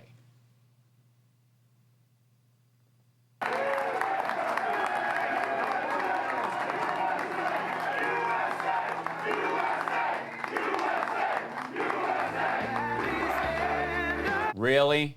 Really? You missed your cue. You're going to play... Jesus. I'm going to get demonetized because of that stupid song. Right, but we're going to treat you right. They're not treating you right. We're going to change that around quickly. Pat, I've been a fan of yours for a long time. I've known you for a long time. You do one hell of a job, and you're pretty popular with these people, I see. Thank you, Pat. Well, maybe I'll say a few words. It's appropriate in light of everything that's going on. When you look at all of the statistics, all of the numbers, New York's finest I love, and you're the finest. They just don't let you do the job. They won't let you. They won't let you do your job. That's all. But what do you think their job is? So it's my great honor to proudly accept something that Pat's going to give me a little while, so I'll hold off on the word endorsement, but he's going to give me an endorsement, I understand. So the FOP isn't going to give it to him, so he's getting the New York Police Benevolent Association? And I have deeply and profoundly admired the brave men and women, as you know, of New York City's finest, and I've admired you my whole life. I've watched you do a job like nobody else. Nobody else has done it. Somebody yell, fuck you? That's what that sounded like. And truly, you're the best of the best, and I'm grateful, and I'm very happy that you're here. And we'll have... And thanks for avoiding my building when I had Russians running a human trafficking thing out of the 20th floor there. And I appreciate you guys ignoring that wiretap. It really bought me some time. A little fun for a little while, but first we're going to talk a little bit... Oh, no video. Sorry, I jumped over there. I beg your pardon. Here you go. I thought you'd seen enough of him. We have to talk business, because we have to straighten out our city. Our city's a mess. Our city? You moved to Florida. You live in West Palm Beach at a golf resort. Every day, the courageous officers of NYPD put your lives on the line to protect the innocent Thanks. And to put violent criminals behind bars. You protect people you've never met before. You know, I've heard that expression a long time ago, and it always means something to me. You're protecting people with your lives, people that you've never met before. And you've done an incredible job. Right. And the world will never... That's what all cops do. That's why we love them. We have our undying gratitude both to soldiers and seamen and women and people in the Air Force, everybody at NASA, our EMTs, our firefighters, our police officers. Thank you, thank you, thank you. Now, broom out the assholes. Don't let the uppers protect them because they think the blue line has to protect everybody equally. It doesn't. You can get them out and you can move on. There's a lot of creeps in there. Get them out because they endanger other cops, and get on with doing the good work that you do. Never forget the New York police officers who ran into the smoke and flames of 9/11. I was there. No, you weren't. Many never Is he going to tell the bullshit story that he ran in there too? return. We salute the... Oh yeah, there's definitely non-whites in the crowd. There's definitely, New York police officers of color. heroes of NYPD, and we salute our law enforcement heroes all across the nation. I was responsible, along with a couple of people that were right in this audience, for getting you some very good and large payments so that we can take care of some of the people that were hurt so badly. Long-term hurt, they call it, right? Long-term hurt. They call it long-term hurt? Who calls it long-term hurt? I'm sorry, Mabel. He's got a terrible case of long-term hurt. We were hoping it would be short-time irritation, but no. We got it done, and we got long-term hurt. it signed. We got it signed, and we're taking care of a lot of people. Yeah, you got it signed? You mean because it passed through the House and the Senate unanimously? Trump's suffering from long-time butt hurt. And we want to thank our great firefighters also, right alongside of you, right? Our great firefighters. As we gather today, our country is suffering from a radical far-left movement. It's not even to be believed when you see this, what they're thinking. Where do these people come from? Where do they come from? That is trying to defame, demoralize, defund, dismantle, and dissolve our great police departments. It's a left-wing war on cops. By people who don't vote. Sleepy Joe Biden were to become president, he would immediately pass legislation to get every single police department in America. You know that. No, he wouldn't. And probably she's a step worse. She's a step... She was a DA. She was an attorney general. Before she became Biden's running mate, the main thing that people were saying were going to hamstring her run for presidency or her elevation to higher office was that she was too tough on crime. Worse. Kamala. I was sort of hoping he was going to pick Pocahontas, but... Yeah, you were also thinking you were going to run against Sanders. That's why you can't... Like, every attack he brings up it's Sanders and Warren is who he's running against in his head. That one is she of Indian heritage. Remember, I said I have more Indian in her than... What? What? You have more Indian in her what? This is him screwing up that joke. I have more Indian than she does, and I went into it at great length, and I turned out to be right. I have none, and I had more than she had, you know. She's another beauty. Portland and Chicago are... She's another beauty. The left's roadmap. That's one of his, weird go-to golf course rich asshole phrases. He's a real beauty. That guy's another beauty. He's beauty. To America, and sadly, what's happened over the last... What's happened over the last what? Whoops, that was a gaggle. And it's an incredible thing to look at, an incredible thing. And I just saw somebody here named Rudy Giuliani. Do you know Rudy Giuliani? Where's Rudy? Is he around here? Get up here, Rudy. Get up. What are you doing down there, Mr. Mayor? Just visiting with Eric, his son. Greatest mayor. This is the greatest mayor our city has ever had. Rudy, come on up here. Not your city anymore. Come on up. You left. What a great... Drooly Giuliani. You can go up there, they'll have a lateral lisp off. He's a man who is loyal and dedicated and tough. He got on television to defend me. God. He said things that even I wouldn't say. He was brutal. He is incredible. He knew. He got it. Joe Biden's But enough about Alan Dershowitz. national police strategy will be modeled on the Bill de Blasio catastrophe. It's a catastrophe. No one will be safe in Biden's America. No city, no town, no suburb will be spared. And you see how I did something nothing. to help the suburbs of our country last week. A lot of people Yeah, you're talking to a bunch of city cops. don't want to even talk about it. But we did something that nobody else would have done. They were ruining your suburbs. They want to ruin it. They want to destroy their Does New York have suburbs? I mean, besides Connecticut? housing values and your safety. But we ended it. We ended the program. Seriously, like, what is it, Buffalo? Entirely. Somebody said, let's amend it. I said, no, let's end it. The Biden-Harris agenda, and I guess Harris... No, Giuliani's got sunglasses on because he's bagged out from the night before. He doesn't handle his stimulants as well as Trump does. He's not built for it. Could be bigger than you think in terms of the importance as a vice president. They said there's never been a more important pick, but in the end, it's not going to matter because we're going to win. You know, honestly, we don't have a choice. We have to win. This country will go to hell. The stock markets will crash. Your 401ks are going to be worthless. You'll see what would happen. Crime all over the place. I mean, you take a look at Portland. You take a look at Chicago, and I can name plenty of other cities, but I You don't mean the want ones to where embarrass anybody. you mean the ones where crime is up under your administration, where they were down during the Obama administration? You mean that in that way? My agenda is Thanks, Jennifer. anti-crime and pro-cop all the way, and that's what it's got to be. Totally.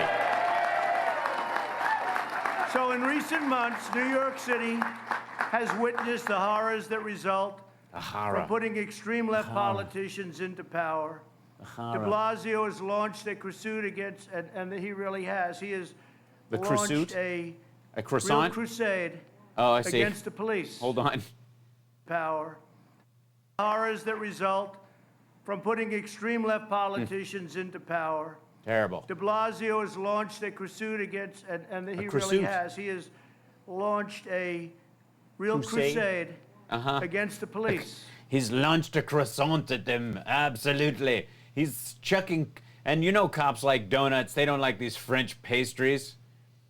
Don't you chuck pain au chocolat at me? Like I don't think anybody's ever really seen. But there are cases that are just as bad. There are some cases radical left that maybe even are worse. The mobs have scrawled disgusting slogans such as cops must die. Think of this, cops must die. And kill all cops. Okay, who would even have thought 10 years ago that was possible? Yeah, people say that. They've been saying that. Have you never seen anything from the 60s? Do you not know what was written on the walls by the Manson family? On the side of buildings, they put those terms, and they vandalized St. Patrick's. Wait a minute.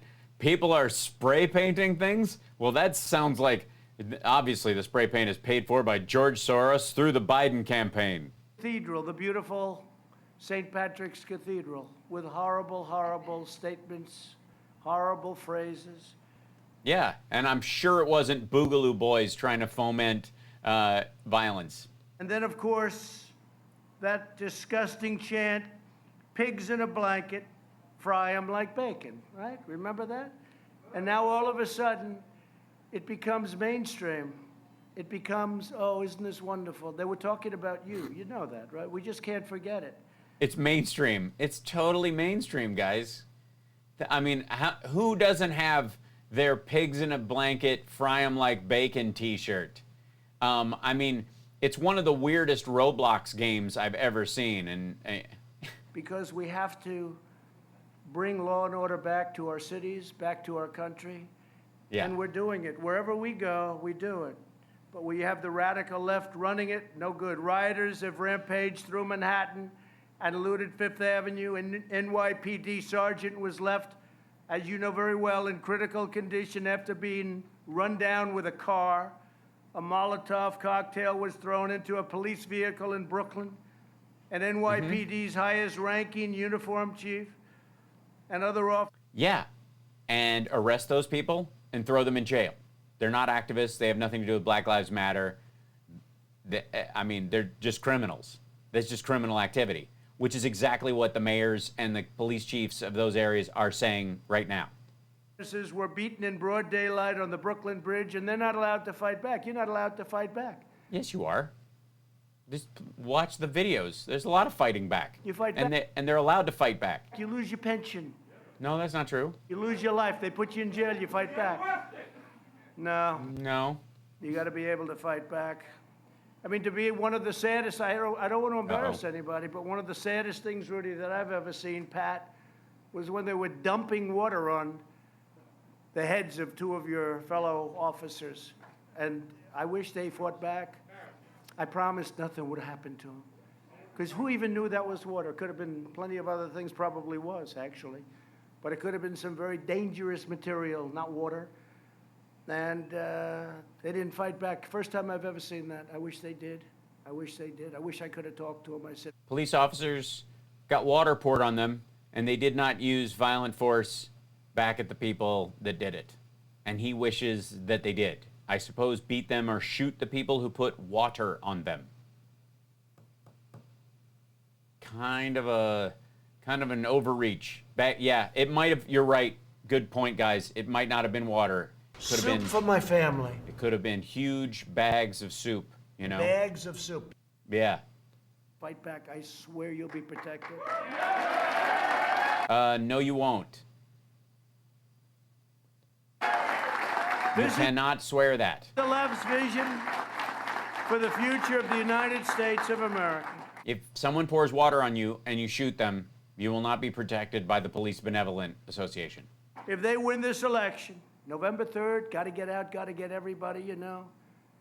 You know, the Democrats have an advantage because they have certain people that automatically vote. And we're going Yeah, Republicans don't have anybody that automatically votes. For New York, you know, we're going for New York. Yeah, no.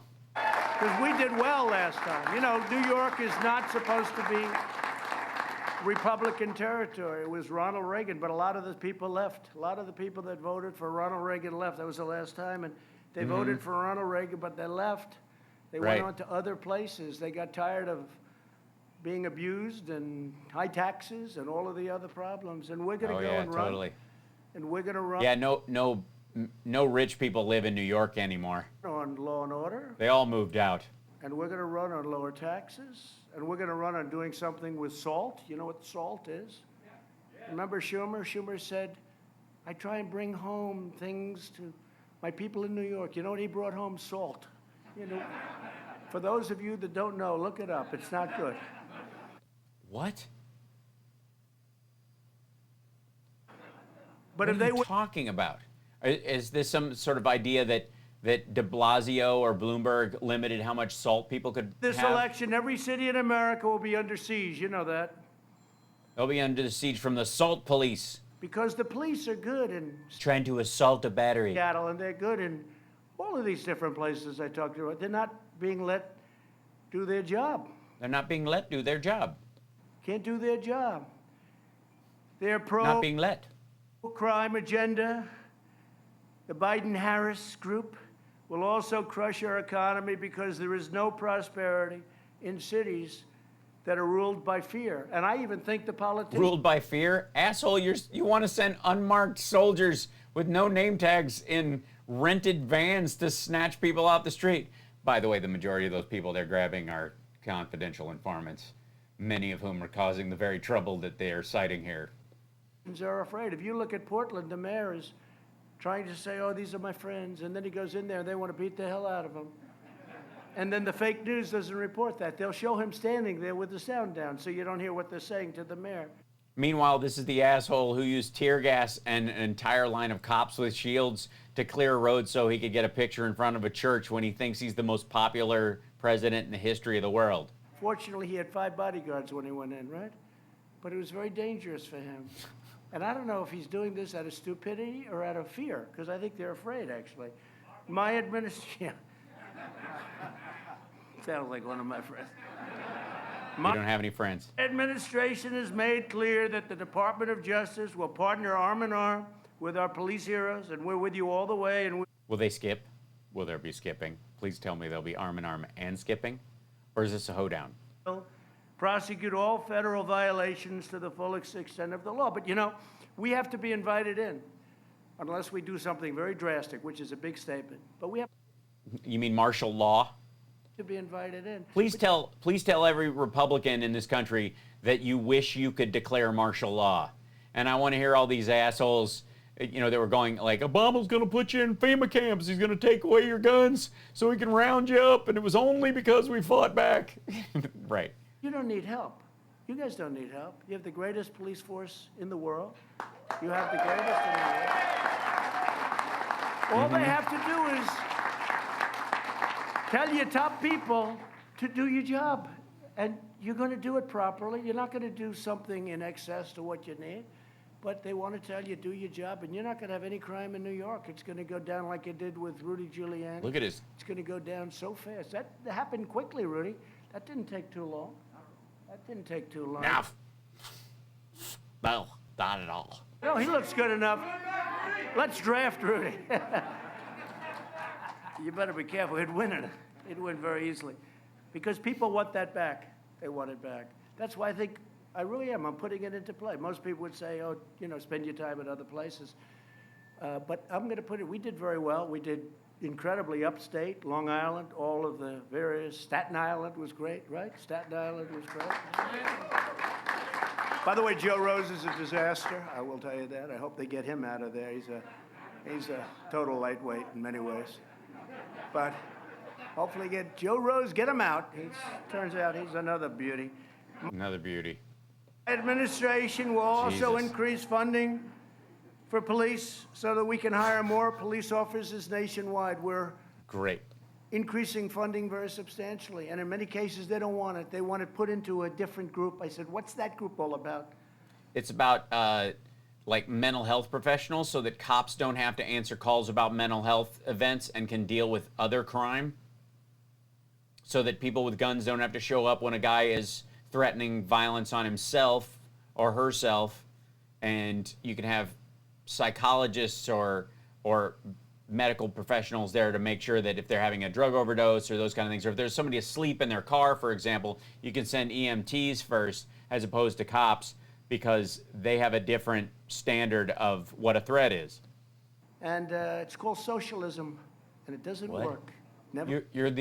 He has literally instigated more socialism than at any other time in American history.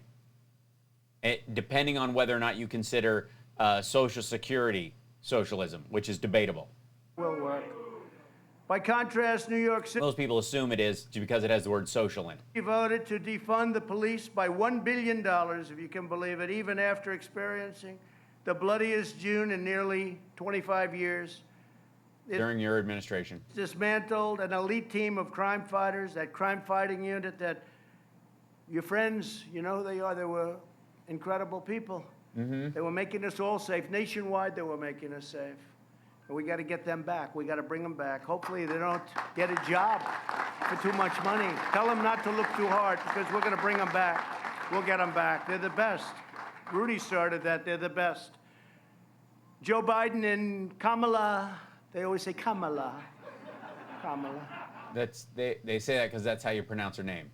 Donald. Harris have a plan to spread this mayhem to every community in America. Now, in all fairness to Joe, he doesn't really know what's happening. They say, Joe, we're going to spread it around. Oh, okay. You know, this guy doesn't answer any questions. They're complaining. He gets up today. He made a statement. You know, I just did an incredible deal with UAE. You saw that, right? Everyone's shocked. Even the New York Times said it was an incredible deal. Can you believe it? And then they saw the details and went, it's a bunch of bullshit. The New York Times, I can't even believe it. Thomas Friedman, they wrote an incredible editorial. It was a great deal. So we did this deal. Nobody else did it. In fact, we were at a huge deficit because of the horrible deal that Obama made with Iran. Gave them Right. $150 billion. Billion, not million. 1.5 billion in 150 cash. million's a lot. That Right. would be too We just much heard also. this. 150 Still- billion. still dumb. Then gave them 1.8 billion in cash. Cash, right? I broke the deal. I terminated the deal. Right. But we So nobody made wants to make a deal with you anymore, the deal, UAE and Israel. and nothing has changed. Sleepy Joe got up and said, he made the deal. I said, whoa. No, he actually, did anybody hear that? He actually took credit for making that deal. For a change, I'm being praised all over the world for making that deal, and that's just the beginning. But he actually took, I think they just said, say this, Joe, say that you made it. It's like it was Obama's economy, right? Before the plague, we had the greatest economy in history, greatest economy anywhere in the And you were world, skating on it. let alone ours. And now we're building it back up very rapidly. You see the No, you're not. But they were taking credit. They said, oh, this was Obama. Oh. Obama. He said manufacturing would never come back. That was Obama. Manufacturing's No, he said 4% growth. come back There's no magic wand that does it. big. In fact, even 2 days ago, they announced incredible numbers. When asked recently if he favors cutting police budget, There are QAnons in the chat on this thing like Biden crazy. replied, yes, absolutely. But I'm not sure, honestly, he knew what he was replying to. So we don't. Yes, absolutely. Oh, what did I say? What was I referring to? You could use that clip for a million different things, right? Yes, absolutely. You never say that as a politician. You always finish out. Biden has been Why would you never say that? What do you mean? You always kind of hedge and go, We'll see what happens. You never say that without saying, we'll see what happens. described by police as, and he I'm on Twitch right now. Yeah, and Twitch. Yeah, I am indeed.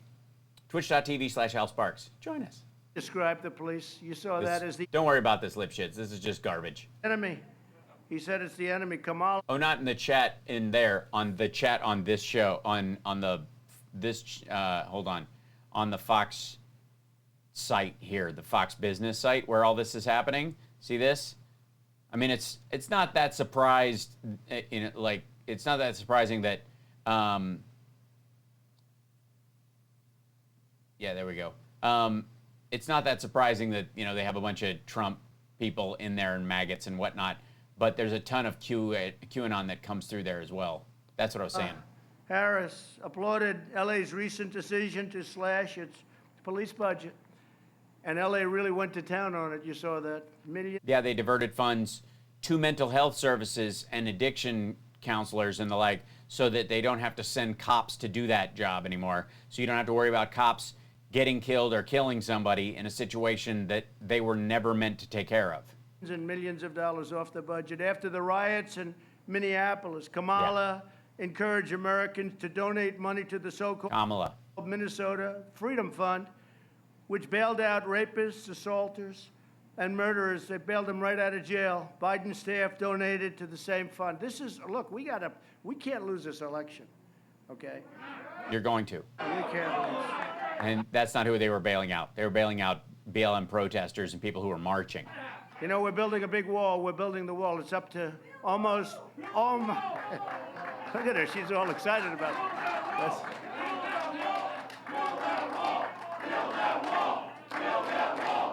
Well, we're building it. It's up to 280 miles. We'll be up. That'll be completed. Who's paying for it again? I like her. No, you're right. And you know who liked the wall, the southern border? You know who like it the most? Hispanics. Because they know the area. They know what comes in, and they want to be safe. They want to keep their good jobs. They want to keep their beautiful houses. They've done well, but they know the area the best. We're doing great with the Hispanics. Uh-huh. As San Francisco district attorney, she chose not to seek the death penalty against a gang member who killed a San Francisco police On the principle of the death penalty, not because the gang member didn't deserve it. officer, going against the wishes of the officer's wife, going against the wishes of the police. In his Unity Manifesto written with socialist Bernie Sanders is another beauty, Bernie. Crazy Bernie. We got names for All right, how many times are we going to do There's Another Beauty? He's been stuck on that one for a while. all of them, no? Did he say that to somebody and got, where's What's Rudy better? going? Sleepy Rudy Joe? just walked out. Rudy just left. Did you see that? Did he just fill his diaper? What happened? What is it? I go back and forth. I go back and... Okay, let's do it. Who likes Slow Joe? Who likes Sleepy Joe? That's what I thought. I got all these guys telling me, oh, you ought to do, we don't like Sleepy because it's rude. They said it's rude. I said, you know, we're talking about the President of the United States. I can tell you one thing. Putin and Kim Jong-un and President Xi of China, they're not sleepy. We don't have to say, we're never going to say sleepy or slow. And we can't have slow, sleepy people dealing with them either. Really? Should we replay your press conference? Jesus. We were doing very well against all of them. You can't call yourself, you can't say other people are sleepy simply because they're not coked out of their gourd like you are. All of them. And we have a good relationship now. Remember North Korea? We were going to go to war with North Korea. Obama would have been in a war. Millions of people could have been. Why? What do you mean Obama would have been in a war with North Korea? What if he ran for a third term and got it? What? Killed in that war. Where's the war? Everybody said Trump will be in war in the first week. Where's the war? In fact, we're bringing people... No, you said that Hillary would be at war in the first week. You knelt down and unzipped Kim Jong-un's fly. War wasn't our problem. Wars. You know, the wars that... You were letting them launch missiles over Japan. Where they're doing your job. They're policemen. And that's great. But they want to fight. They want to win. We didn't let people win. Bring them back. We shouldn't have been there in the first place. So we bring them back. And what we're doing is bringing them back with great dignity. It's incredible what's happened. We've totally rebuilt our armed forces, $2.5 trillion. We've given you hundreds of millions of dollars worth of equipment. Pat, you know that.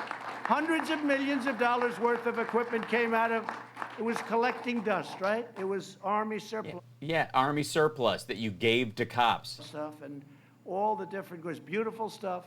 And Obama didn't want you to have... Attack helicopters and tanks. But they said it made you look too strong, too tough. No, it made you look like soldiers and not cops. You look too military. So they said, let them get shot. Much of it... That's what they said. That's who put that in the bill? Was it Crying Chuck or Crazy Nancy? Who wrote make sure there's a line in that bill about we hope they get shot. Thank you, Ninka. Thank you guys for joining me over at twitch.tv/AlSparks, by the way. And thank you for subbing over there. Subscribing is one of the best ways you can help the channel. You can use your Amazon Prime account to subscribe over there. You can also become a member at Facebook now. There's like a little join or something thing. It's brand new. I don't know shit about it. Or you can support us via Patreon. I'm just throwing that out there. Love you. Thank you. Protective. I released it all. I gave it to all the police departments all across the country. So we wouldn't have to pay the maintenance on it because you blew such a hole in the deficit. You were using every possible thing you could come up with, and you thought this would kill two birds with one stone. And I have had more. So now police departments all over the country have extra gear they have to oil and keep maintained in case Toledo ever has an attack of, like, I guess in case Red Dawn breaks out in Toledo. Thank yous for that. Hey, Christina. And someday they're going to have to explain why they didn't want to do it. And this was sitting... Democratus equals hippie socialist? What? I have to say, trolls, you guys got to try harder. I mean, this is not 2016. You have to bring a better game. You can't just grumble and, you can't do what he does. He's the president. We have to listen to him. We don't have to listen to you at all. You gotta surprise us, keep us interested. You know what I mean? Use proper grammar. That would be shocking. It was not going to be used. A lot of it was new, but it wasn't going to be used. And I said, give it to our great police all over the country. We did, and it's been great. And just to finish up. Thank God. I call it the manifesto because Bernie Sanders, he was going to make an agreement and they were going to go a little bit further right. They didn't. They went further left than Bernie was. So when the... How is that even possible? Why would you have to agree with Bernie to, why would you need a manifesto if you were to the left of Bernie? Manifesto, Biden pledges to abolish cash bail. How about that? No cash. Yeah, no cash bail. So if you have a fine on your car or something like that, you can get bonded to show back up if you have a driver's license or any of that shit. So you can come to court later. So you don't end up, if you can't afford to pay a fine, you don't go to jail for that, and then you have to pay the fine on the fine, and then you create a debtor's prison where you can never get out. If you're a murderer, a rapist, or a killer, you're denied bond anyways. You get remanded. If you do have bond, you're talking about hundreds of thousands of dollars. No bail, meaning that violent and dangerous criminals would... No. Meaning somebody with a quarter ounce of pot can just show up at court when their date comes instead of filling our jails with them for no reason while they don't go to work, they lose their job, they can't afford to pay their bills, they fall through the cracks, and we have this poverty cycle going on. Simply be released after arrest. New York tried this insane policy and crime surged. Oh, on my shirt, it's Streamlabs. They sent me a little T-shirt because you guys are wonderful. Thanks, guys. 25% in New York City, and now it's up much, much higher than that. This is an old... Yeah, but they don't cash bail people who are in for arson or violent crimes. It's up much higher than that. So nation... Oh, nice. The Biden plan to abolish bail would release over 400,000 criminals on our streets. So all I'm saying is... What are you talking about? You're just telling me that we have 400,000 nonviolent criminals, people who haven't paid a fine or something like that can just show up for court, but we force them to pay cash bail when they can't afford to pay their gas bill or they can't afford to pay a ticket, and then they lose their job and they can't drive, and if they can't drive, they can't go to work, and if they can't go to work, they lose their job, and it's this forever cycle. This is so dumb. We have the greatest police departments. Go outside of it. We have great police. We have great forces. They have to be allowed to do their job. Yeah, they are.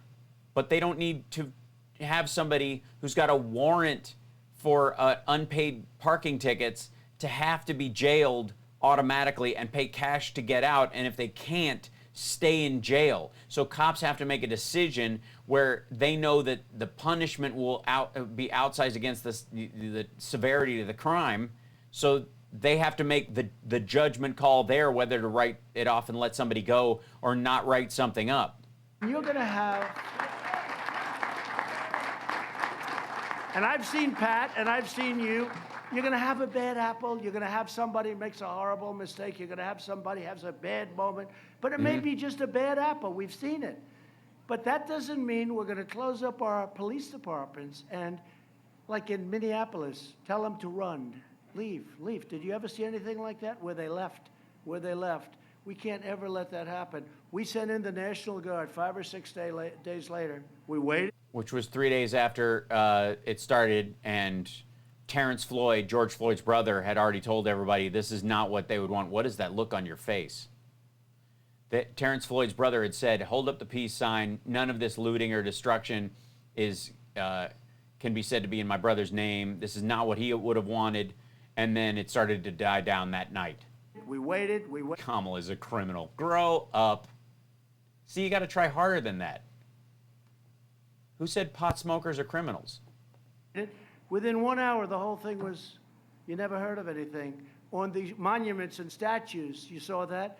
They were Oh, did he just fart on the cops? trying to rip them down. They ripped some down. I immediately signed an order That said that the law that exists is still the law.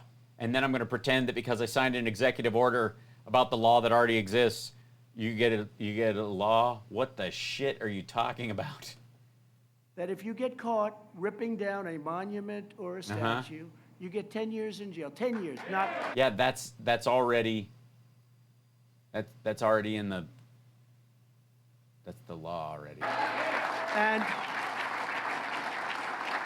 And I don't know about you, I haven't seen too many statues being ripped down lately. Yeah, because there weren't that many people doing it, and the main ones got arrested, and they go to jail for that. It's vandalism. They're going to have a march on Washington. They wanted to rip down statues. I said, so wait a minute, you're going to rip down statues. You're going to go to jail for 10 years. So what is it? What is it? Publicly. Very public. You got to let them know, otherwise it's not fair. You know, they get 10 years, they didn't know about it, right? Wise guys. So we let them know. No, ignorance of the law is no excuse. That happens all the time. You don't have to know what the charge is for involuntary manslaughter or depraved indifference to go to jail for it. Get 10 years in jail. So? And this is not, I took an old law because they don't do those laws today. Today, get that through the House. Tell Nancy Pelosi we're going to give somebody 10 years. She's terrible. Look at what's happened to San Francisco. Look at the tents. Look at the homeless. She ought to go home and clean up her own city. But take a look. You just left New York. And by the way, you moved to West Palm Beach. You know who you used to hang out with in West Palm Beach? Ghislaine Maxwell and Jeffrey Epstein. Tell me about cleaning up the streets. Those streets they've got street sweepers. All the filth happens in the buildings. It's 10 years in jail. They were going to have a big march in Washington. They were going to come down and knock down. They had them earmarked.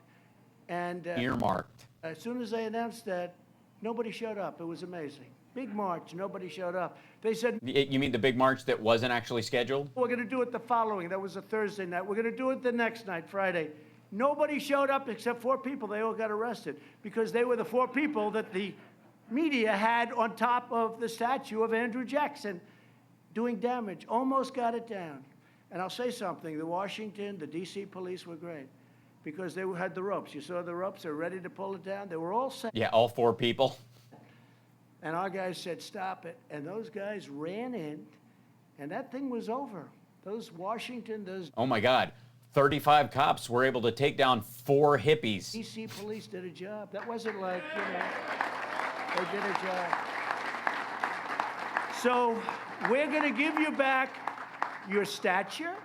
We're going to give you back your status. I hate to say it, but it's been taken away. We're going to give you back the right to be New York's finest, the finest of all time, the greatest of all time, and we're going to win on November 3rd. And the people that didn't love Trump, never Trumpers, I mean, a lot of them are saying, I'm starting to like Trump a lot. No, none of them are saying that. Because they see what's happening.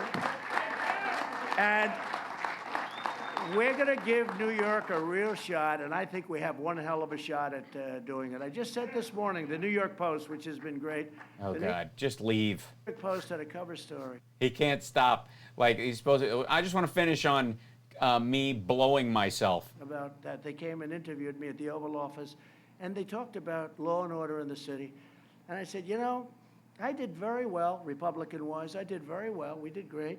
And I really believe that solid core of people has to be real. I mean, first of all, they're leaving. A lot of them are leaving. But they have to be disgusted with what's going on.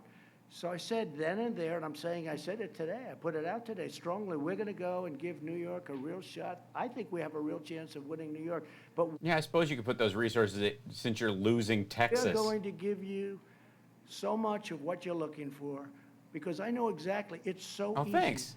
New subscriber. Leadership. You need money. You can't defund. It has to go the other way. You need You can't defund. You have to refund. But what you need more than anything else is your dignity and respect. You need respect. You need your dignity back. Well, then why are you sending in federal troops instead of supporting the local police through block grants or something like that? This guy has taken your dignity away and your respect away. And I am telling you, on November 3rd, you're going to be getting it back like you haven't gotten it back before. You have no control over this. Unless they vote out de Blasio, or you think it's Cuomo's fault and they're going to run on that. And Christ, is it weird? Is it me? Or did the orange makeup just run down to like his upper lip and chin? And his face is kind of like normal flushed skin color, but this is all like oddly beige, like he's been eating caramel. Because this is really a referendum. So I want to thank you very much. This has no effect on local police. And Pat, thank you very much. Fellas, thank you. Thank you. Thank you. Thank you very much. Are they going to play YMCA? USA! USA! USA! Jesus, dude. You do realize you have a microphone. President, today it's an honor for me to stand at this podium and be the voice for 24,000 New York City police officers, proud police officers that are here today. There are 24,000 police officers there? Christ. How did they fit them there? USA chanting Trump for president, and they mean it each and every time they say it. All 24,000 of the 100 guys here. Mr. President, it's obvious where you hold the NYPD in your heart. We heard the news this morning. Yeah, that's why you sided with the Russians when we tried to scoop up their gambling and human trafficking thing in your own building, and also why you pushed back against and wouldn't allow your people to testify around the mafia clean sweep that they were doing, and you buddied up to Giuliani so he wouldn't come after you and yours. That you got some family news that your brother had Well, tell him I said hi, can't stop lying. fallen ill. And naturally we thought, well, we may have to postpone this. The president may not be able to come. And then our phones rang, and we were told that he needs all the help he can get because he's losing Texas and Oklahoma and Idaho and Utah and Arizona and Florida and Ohio and Wisconsin. And he's like, get these people down here. Any people who will blow smoke up this old fart's ass quickly. that the president will visit his brother and then he will visit with you. That's where he puts you. New York City police officers and family. That's the type of president we have. No, he was going to see his brother who might die, and he tacked a campaign event with it. He doesn't view you in the same light.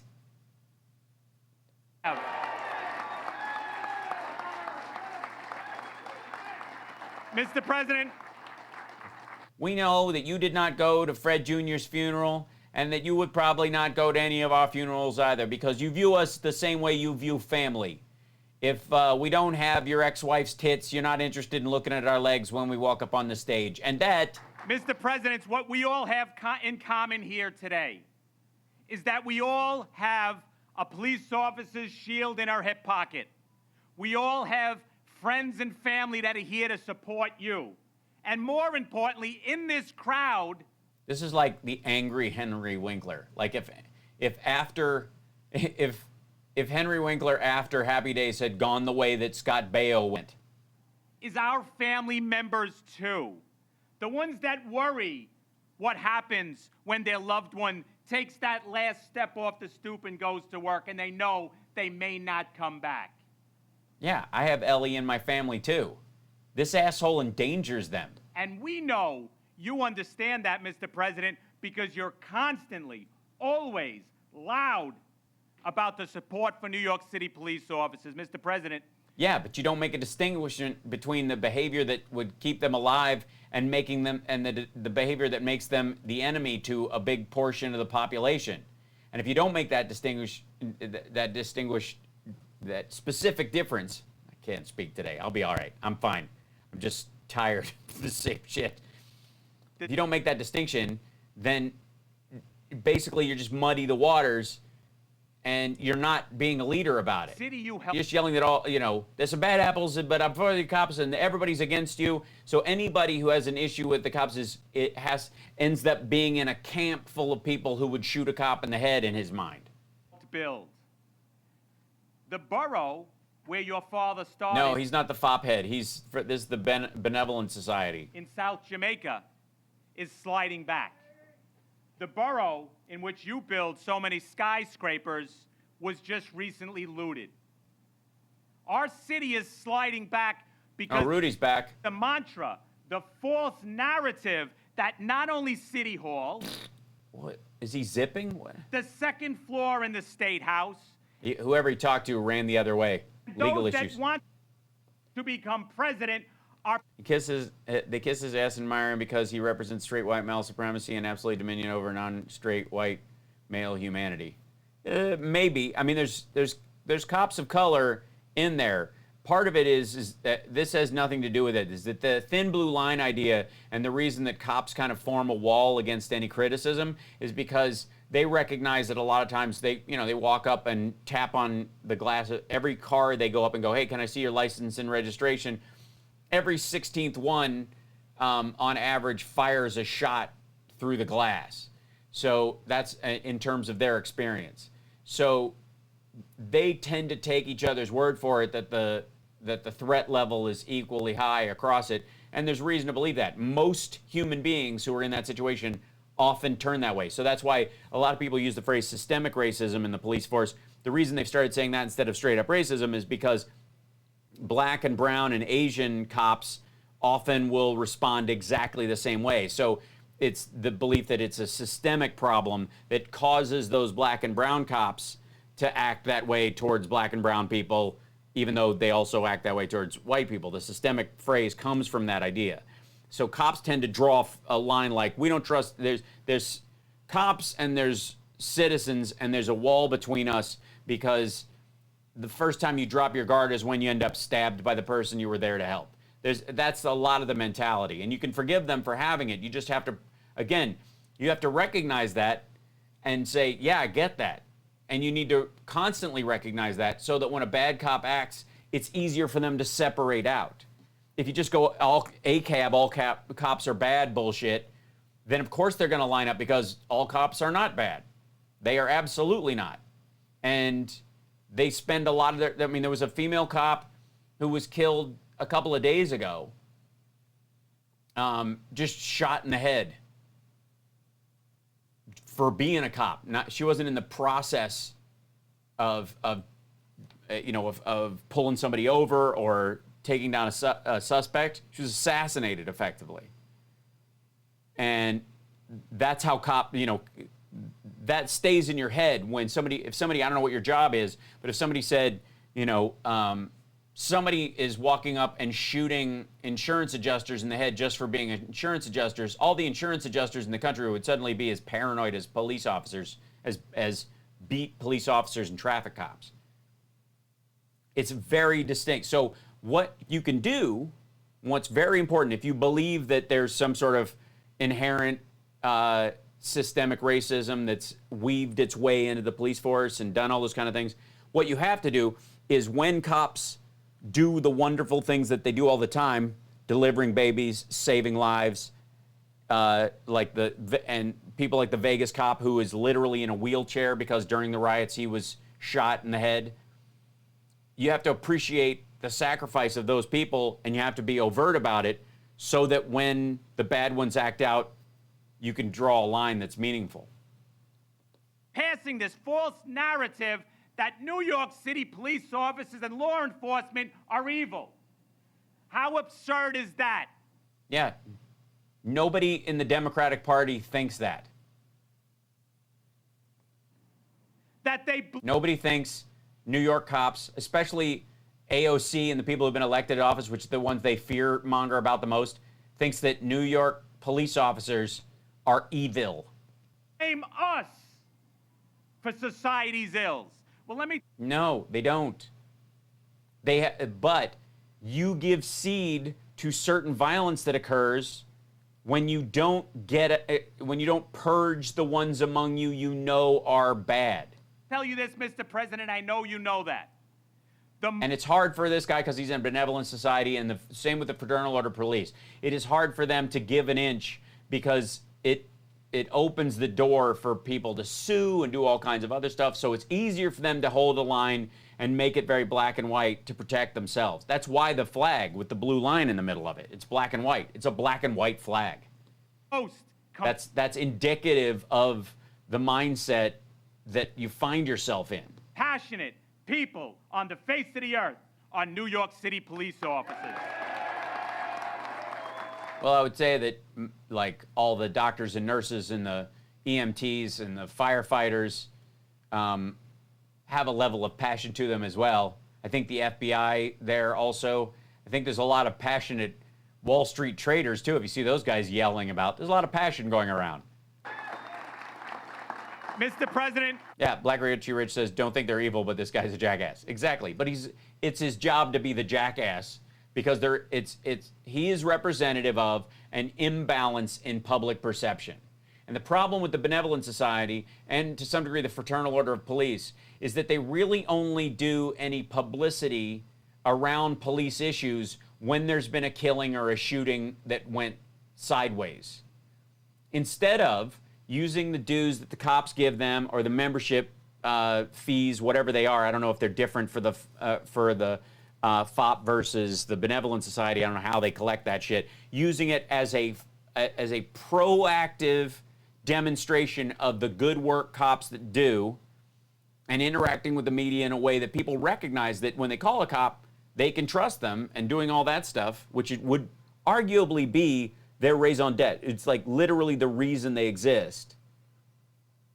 Instead of using the money for that, they basically just sit around, suck up to the Trumps of the world in New York with their thumb up their ass until a bad cop shoots somebody, or a bad guy assassinates a cop in their car and they have to make a stink and freak out.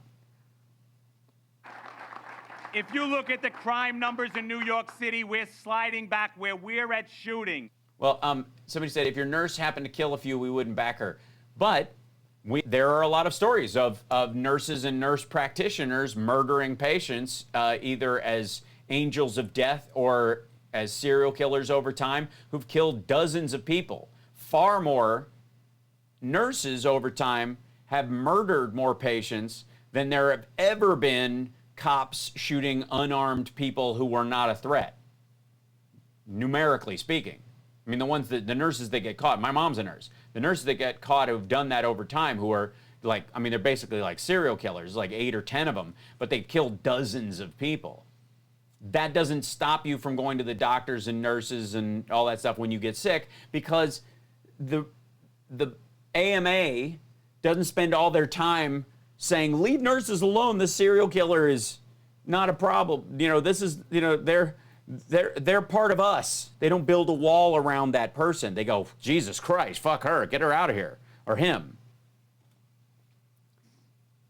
We can skip past him because, you know, but I think they just end up playing the song. Is he yelling? No, he's just, does Trump come up and he keeps talking. By the way, there was an article about me. I don't know if you saw it, Wall Street Journal. Normally, they don't write good things about me. They have a lot of... Oh, God.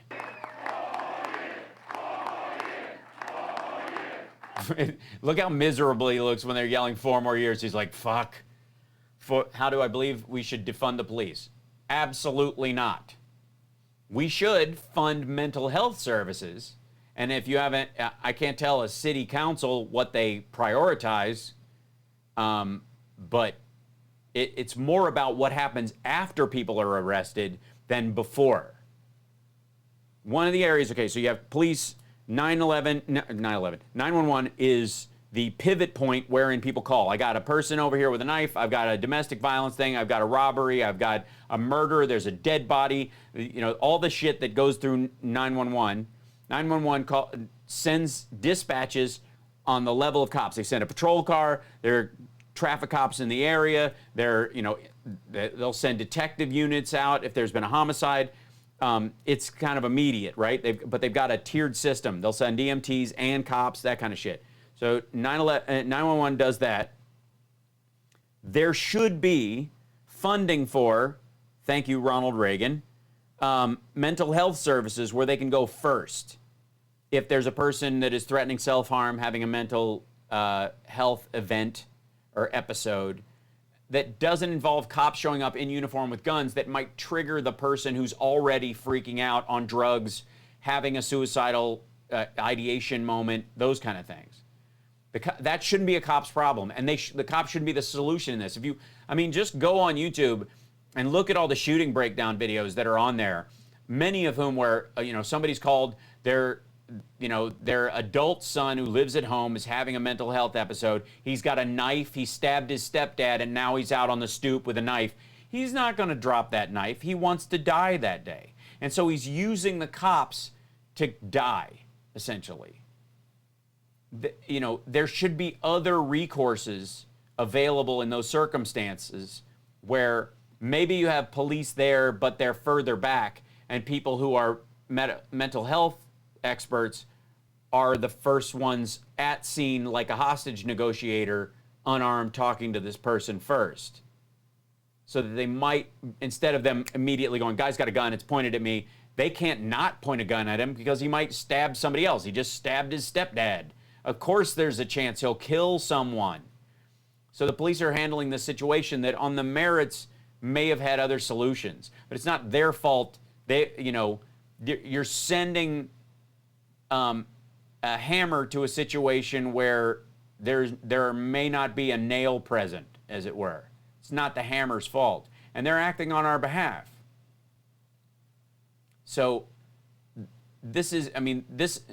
when bad cops shoot unarmed people or whatever, yes, that's an element of the police, but it's also our fault as a society for not coming up with better solutions for those circumstances, having interventions beforehand that we finance, that we as taxpayers, through the positive use of our tax dollars, don't go, well, we need to take money away from cops because they're dealing with real shit a lot of times. I mean, there are, look at the number of rape kits that have gone unprocessed in California alone, okay? Tens of thousands of them. Well, all of those rape kits, as much as there's outrage, and rightly so, about them not being processed, were all gathered, and the victims were taken in, interviewed, and their charges filed by police officers who made sure that was entered into evidence and it was part of their report. Those cops did that part. The system fails uphill. That's our responsibility as taxpayers to make sure that gets solved later. The number of rape kits that aren't checked are not the problem or the fault of the beat cops who interviewed the victim. But a lot of times that gets muddied together. And in the same circumstance, a lot of these situations where cops find themselves, knocking on the window of a guy sleeping in the drive-through lane of a Wendy's, he's asleep in the drive-through lane. People can't go around. He's passed out with a gun on his lap. Why is he sleeping with a gun on his lap in the drive-through lane?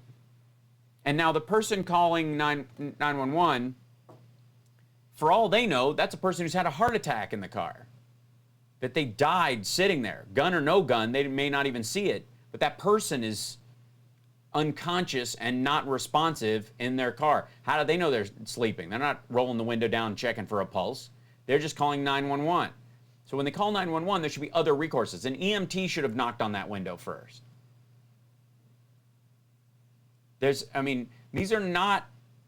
These situations are the fault of society expecting hammers to not see nails. It's us. We have a responsibility to fund the things we care about. Instead of going, well, this shit fell apart, let's plug a hole, or blame the hole for existing, because that's what Trump does. Trump is he wants to defund the schools if kids don't go back on his schedule. See what I'm saying? That's the same problem. You have to create a situation where you go, this is a gap. Why are we, it's not that we need to defund the cops to pay for these mental health services. We got $2.5 trillion in new military spending. Why does $400 billion of that not go towards mental health staff for each state as block grants? Police have a code of silence when it comes to other police. That's because when they don't, they get almost every cop who interacts with someone who resists arrest is sued for excessive force. Almost every single one of them. It's the same reason doctors have exorbitant costs in their malpractice insurance. But at the same time, bad medical interactions with people given the wrong drugs or the wrong treatment in a hospital result in the death of 100 to 125,000 people a year. Far greater number than are shot in interactions with the police who are unarmed or there may be exigent circumstances. So I'm just saying the complicated part of this falls on us, not on the people we send on our behalf to deal with a problem that if we were in the same situation, the vast majority of people would react the exact same way, which is where, again, the systemic phrase comes from, because black and Asian and Hispanic cops in the same situation pull the trigger at the same level, use the same amount of force because they find themselves in a situation that may turn deadly. If you want to improve police departments, pay cops more so that it's a higher rated job and they have the pick of the litter, instead of going, we don't have any funding, we have to take whoever will take this shit job. So they get people who think of themselves as the garbage men as opposed to public servants. That's on us as a society. The defund part means that we are de-emphasizing the victim because we have a grudge with the circumstance that we sent people into unprepared for. I think cops should have to carry their own liability insurance, like doctors have malpractice insurance, but doctors can make millions of dollars a year. And cops are public servants. Doctors are not oftentimes forced into situations where they have to treat people. Emergency room doctors aside, but cops are sent on behalf of society into a situation. They are not receiving a situation to them. There's a distinction in that.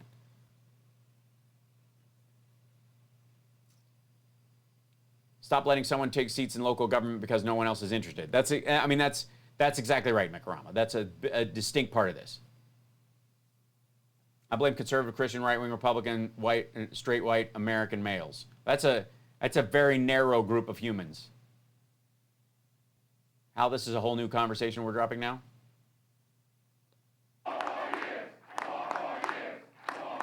Because these guys aren't indicative of every cop in New York, as much as they want to tell you that they are. This is like the NRA to gun owners. He's like, we're here with 24,000 cops. This is 100 guys there. Thank you. That was incredible. I didn't even know that. I assumed it was like... Doctors can be sued, cops can't. Cops can be charged with a crime, though. And police departments can be sued, because the police department sends that cop to that situation. They train that person and insert that person into the circumstance. Doctors are not inserted into the circumstance. They are on the receiving end of an incident. Cops are dispatched, literally told where to go. Police officers considered a valid workforce. Yeah. You mean an essential workforce? Yeah, wait till you pull them off the street. Given out, and there's some rosy cheeks there. I wouldn't doubt that there's some drinking going on. When it's because I see a lot of things given out and they shouldn't be given out. But special man, and you are just... They turned the mic down because that dude was yelling, so it's lower. Really special people. You really are. You're very brave people. I will say this. You know, you read a lot of negatives. They have a lot of fake media, fake news, false news, call it whatever you want, corrupt news. But you have no idea how much the people of this country love our police departments, our police, our law enforcement, our border patrols, our ICE. People, ICE, they go into the toughest situations. They take out MS-13 by the thousands, and then they get abused, but they're not. Most of the people who've been arrested by, as far as the uppers of MS-13, with the exception of the two guys that were Mexican that came in, are Americans. You'll see that they'll prosecute certain ones when they say, well, they arrested these guys and they're prosecuting them. Those are American citizens, born here. Really abused. They're loved by the people of this country. And New York's... Yeah, except you, right? The FBI are scum, right? Great police force is something... They turn the mic back up. That, I grew up with it. I used to go with my father in Brooklyn to a little, I shouldn't tell you this, little hamburger place for lunch. Why shouldn't you tell them that? And we'd see these big cops come in, and they were great, and everybody stood at attention when they walked in. And we're going to get that back. You're respected just the same, but they don't allow it to happen. We're going to allow it to happen. What? Oh, like Merry Christmas? You are great, great people. And remember this, you are loved by our country, loved by our country. And right. Yeah, vast majority of people understand this. So make the distinction between the actual bad ones and why. Get them purged out. That's why Obama and Biden put together the cops system, so that they could go through and evaluate the problematic police departments throughout the country and purge the shitheels which endanger the lives of the good cops. Respected by our country. And all we have to do is let you do your job, right? Just let you do your job. Pat, I think it might be appropriate, so we really do. We have New York City's greatest mayor of all time, of all time. He took over a city that, I don't know, was worse, maybe better. I don't know what. I'm going to ask Good. Sounds like leadership. Rudy, what's the difference between that city and the city of today? Certainly it caught up very quickly for a long while. So basically, it was just a temporary fix. Basically, a human Band-Aid, ladies and gentlemen. Rudy Giuliani. It's a lot better, but when Rudy ran it, it was incredible. The crime statistics, the murder, I hate to use that word, murder. I don't know if this place has ever heard that word, murder. It's not. What, are the ghosts going to be mad? Is it, don't say murder. The old lady comes out of the drapes. To the word of murder, but Jesus Christ, why are you saying it again? When you look at the stats, I looked at him the other day. It was incredible what he was able to do in a short period of time with only New York's finest. Without New York's finest, he couldn't have done it. He let him do the job. And he had 3 very great commissioners. He keeps telling me 3 great commissions. I always say, who was the best? He doesn't want to tell me. Maybe he'll tell you. But I've asked him many times, who is the best, Rudy? I want to know who. Who is the best? He'll never tell me. But there's always a best, right? There's always somebody. But I just... No, maybe they were all good at their job, and maybe the job doesn't change that much. And that New York ebbs and flows because of other factors. I want to thank you. I want to thank Pat. Yeah, if he says murder 3 times, it summons the ghost of Jeffrey Epstein. Jeffrey Epstein's not dead, Silver Mask. I'd love to ask Rudy to say a few words, and Oh, we good. love you all. Thank you very much. Rudy, Rudy, let me touch that real quick. Thank you very much, Mr. President. It's a beautiful thing to see. I know you're wearing a yellow pocket square, and I know you're wearing a yellow tie. They do not match, and the one in your pocket square looks like a giant highlighter tip. Thank you. So, I know you since I was a little boy. My Uncle Willie, my Thanks, Uncle Glenn. Bob, my Uncle Vincent, my Uncle Anthony were all New York City police officers. One was a detective, one was a sergeant. Then I had a 5th uncle who was a firefighter, but I'm not going to mention that right now. Did they just boo firefighters? I grew up with you. Oh, that's true. Good point. The tie matches his teeth. And then I got to work with you as a prosecutor, and I get credit. And now I work for a guy who worked with the Russians and ran a sex trade and drugs and gambling out of the 20th floor of his building, and was in bed with the mob with his father for decades. We're bringing down crime more than any other mayor ever, anywhere. But you did it. I didn't do it. I know you did it. That's why every time you were hurt, every time you were injured, I'd be the first one to show up at the hospital. Not because I'm a great guy, because it's my duty to be there. Because Maybe just say because you care and you want to show that the city cares. Because it's your duty. It sounds like you have to or you won't get reelected. You got it done. Nothing's wrong with this fireman, uncle. It's just that being a fireman for some reason, saying it in front of these guys is like a pissing contest. And I hear people say, oh, we don't need police officers to reduce crime. Out of their effing minds. Out of their minds. I went and acquired more police. We took over the housing police. We took over the transit police. We made them all one because I needed to reassign them to the right places. We took police officers out of white neighborhoods that voted for me, who were really angry at me for doing it, and we put it into black neighborhoods where Al Sharpton would complain about us, but the people loved it and would ask me for more. Loved it? People in Harlem asked me for more, Bedford-Stuyvesant, Fort Greene, all the places you know so well. More's not the problem. Better would be good. For the people, and the president is right, and Pat is right. They want you. They respect you. I have people of all races, black, white, Hispanic, come up to me now in the streets and tell me, please, please, tell someone, we need more police. We love the police. Let them know it. Don't listen to these people on television. Like that lady who took a picture with you who was like, you're a racist and I hate you. We love them. That lady? Particularly come from the black community, particularly. So they know who you are. It's just a bunch of They've become really radicals who want to overthrow our way of life. That's what they're about.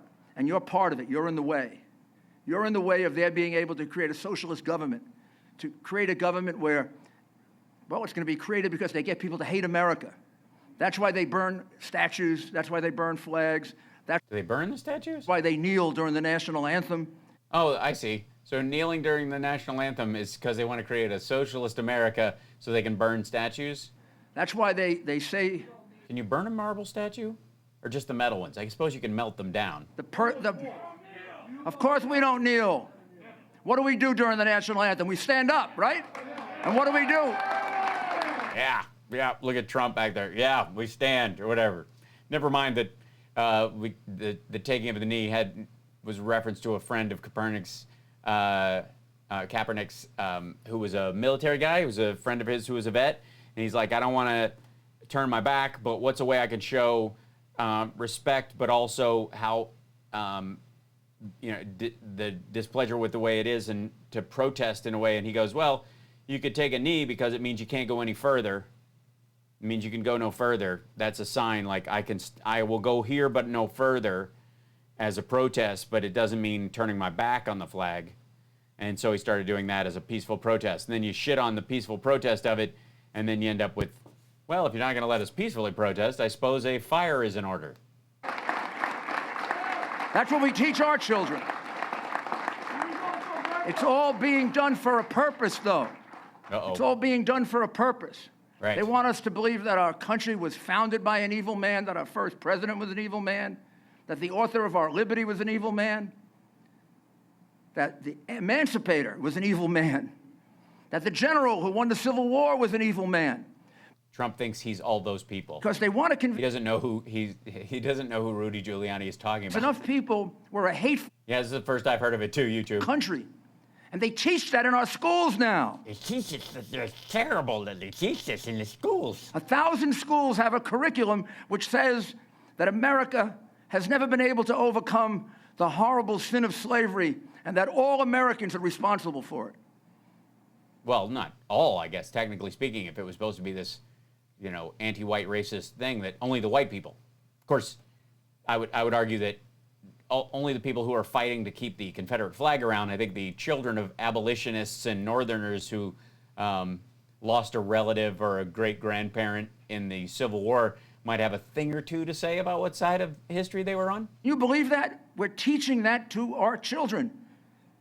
They're being force-fed that in school. No. And then they get it from the media. So it has to be you. The best representative. Kids come home from 3rd grade, and then they start watching MSDNC, and they don't know which way is up. Of the Constitution, the law, fairness, decency, protection of people have always been police officers. Because you do something that all the people who criticize you don't do. You put your lives on the line every day to protect me and my family. I don't do that, and that's why I honor you. Words that Trump didn't even think to say. Look, he's irritated now. Wait a minute, why is he getting a round of applause? Did he say magic words or something? Are there magic words? You made the right choice in this president. I was with him. When he ran in 2016, I was with him for 4 straight months. And I was with him at Epstein's Island, and I was with him at Ghislaine Maxwell's house. He would campaign until 11 o'clock, 12 o'clock, 1 o'clock, 2 o'clock, 3 o'clock, 4 o'clock. All the kids would be asleep on the plane. He would be awake. Coked out of his mind, yammering on and on about the same shit he was talking about at 2 that afternoon. No matter how late it was, when we'd get to the airport, everybody was exhausted. There'd be about 30 cops that were there. Maybe the guys on the motorcycles or a couple of guys guarding the plane. Everybody wanted to rush on the plane, and every other candidate I ever saw rushed on the plane. He never once rushed on the plane. No matter. Sometimes he couldn't find it. Sometimes he would wander off on the tarmac, just kind of stare, and then he'd go, oh yeah, right, the plane. How far he had to walk? He went up to the uniform, and he shook hands with every single one of them. He did it because it's for real.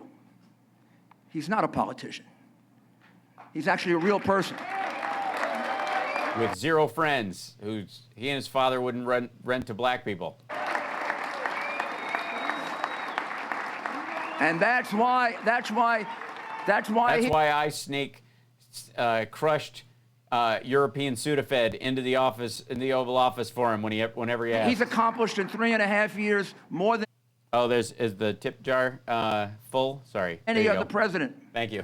I interviewed an African-American gentleman the other day, have the tape, and he said that this is the best president for the African-American community since Abraham Lincoln. Nobody even close. Wait, you have tape of it? Holy smokes. Does Lyndon Johnson's family know this? And he's the best president for police officers. Yeah, Reagan who? And he just accomplished what nobody else was able to accomplish in the Middle East. Nobody has been able to bring a Gulf Arab state to say they're going to recognize the state of Israel. No They didn't say that. one has done that. They're not recognizing the state of Israel.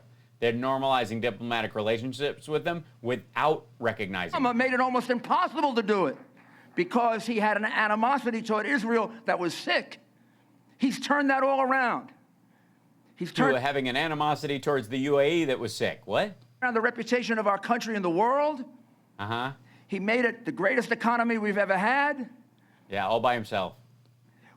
Yeah, you guys keep the streets safe. You guys do the job. But when it comes to the economy, manufacturing, all that stuff, those workers, screw them. Business owners, hell with them. This guy, a terrible setback. He built that because of China that owns Joe Biden, and I have. Trump owes them $300 million. I can prove that to you, but that's another story. They own him. They own his son. They own his family. He doesn't even have. Oh, we're talking about Trump again? Oh. Room to negotiate with China. You're cops. You know what I'm talking about, don't you? Yeah.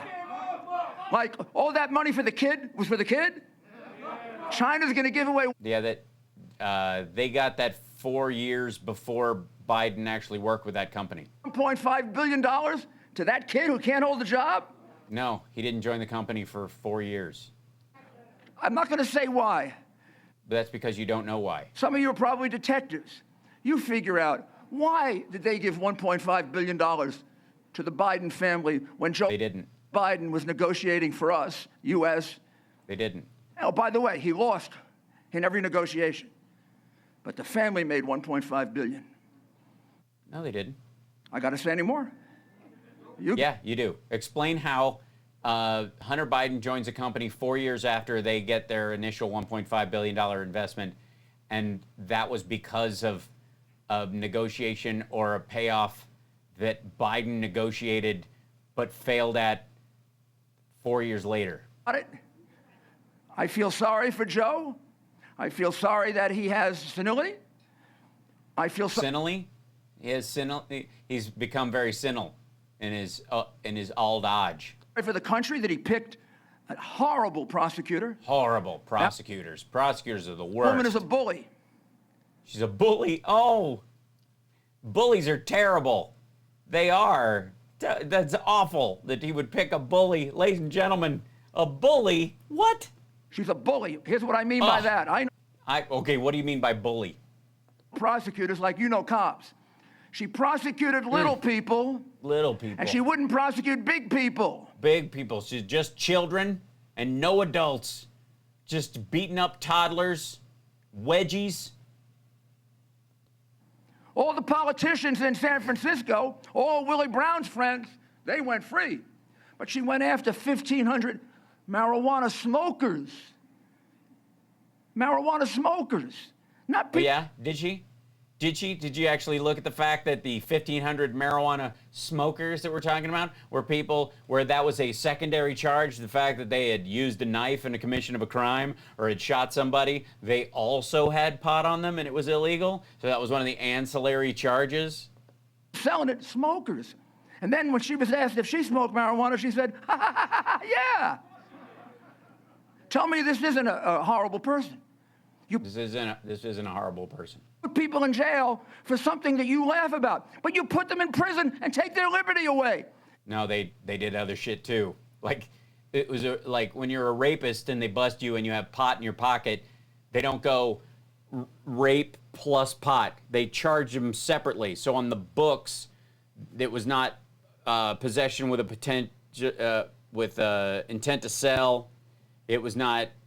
It may have been possession in the accompaniment of a minor or something like that. Which, to me, if you sell drugs to a child, you're not a non-violent drug offender. Just saying, in my own estimation of things, it's very different than having your own amount or even selling it to a fellow adult. If you're selling it to a child, that's a violent drug offender as far as I'm concerned, but that's just my own thing. But if you've stabbed someone to death and you also have pot on you, it will show up as an ancillary charge. It does not, there's nothing on the books when you count out this is a non-violent drug possession because they weren't selling it or using drugs in the commission of the crime. So it'll show up as you're prosecuting people for possession. Because she wanted statistics. Because she's a bully. Oh, it's terrible. She's a bully. Terrible. Bullies. No bully should ever be allowed anywhere near the White House. Anybody who calls people names and prosecutes and persecutes people just because they're different. That's a terrible thing. You go get him, Rudy. She can't be that close to the... Oh, my God. That close to the White House? That coast of the White House? She shouldn't be on the coast of the White House. Yeah, that's right. She should never be allowed on the beach of the White House. So, thank you. I know what you guys can do, and women. I know what you can do on the street to protect us. I know what you can do politically, too. So let's get him elected. We need him right now more than he needs us. Thank you. No, not really. Such a great job. Now play YMCA so I can... Anybody else want to say anything? I don't have anything else to say. No, not me. So, again, it's an honor that you came. I just want to pay my respect. Or however you reacted. To a really good guy that I love. It's my brother. He's very ill. And he would not have, he just said, don't even think about it. So I really appreciate what he said. He's having a very tough time. But I really appreciate being... Don't think about what? Are you basically... I think what he's trying to say is, he's like, do you mind if I go to this thing with the cops while I'm in town visiting you, or I got to go to this thing? And he's like, yeah, don't worry about it. Get out of here. You today. He respected you as much as I do. He respected you like everybody. Respect. He's still alive, is he not? We all respect you. And thanks. We're going to let you do your job. We're going to let you do your job. That's all. You're allowed to do your job, but your job is not to be a military force. You have to do, and... That's the distinction. Protect and serve is the job, not shoot first, ask questions later. And don't let any politician tell you that it is, and that being some version of tough is more important than doing the job you are tasked to do, because the bravery and honor of the police is that they are not a military force and that they do risk their lives. Again, thank you very much. It's such an honor to be with you, to get the endorsement, Pat. If this group of incredible men and women is mind-blowing. Really, it is mind-blowing. And I'm going to leave you with this very simple phrase. Oh, no. I will never, ever let you down. I will never let you down. Thank you.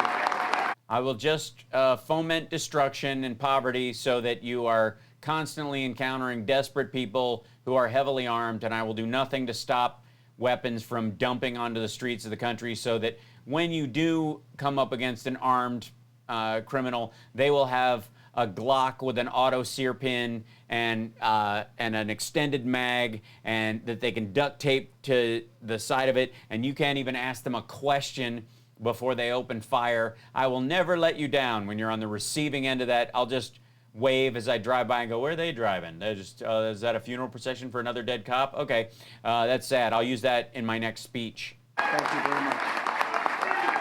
Thank you very much. Yes, he did steal from Rick Astley. He's never going to give it up, never going to let you down, never going to, well, he may tell a lie and desert you. So there is that. Do you think anything will change if it comes out that Robert Trump has COVID? No, I don't think so.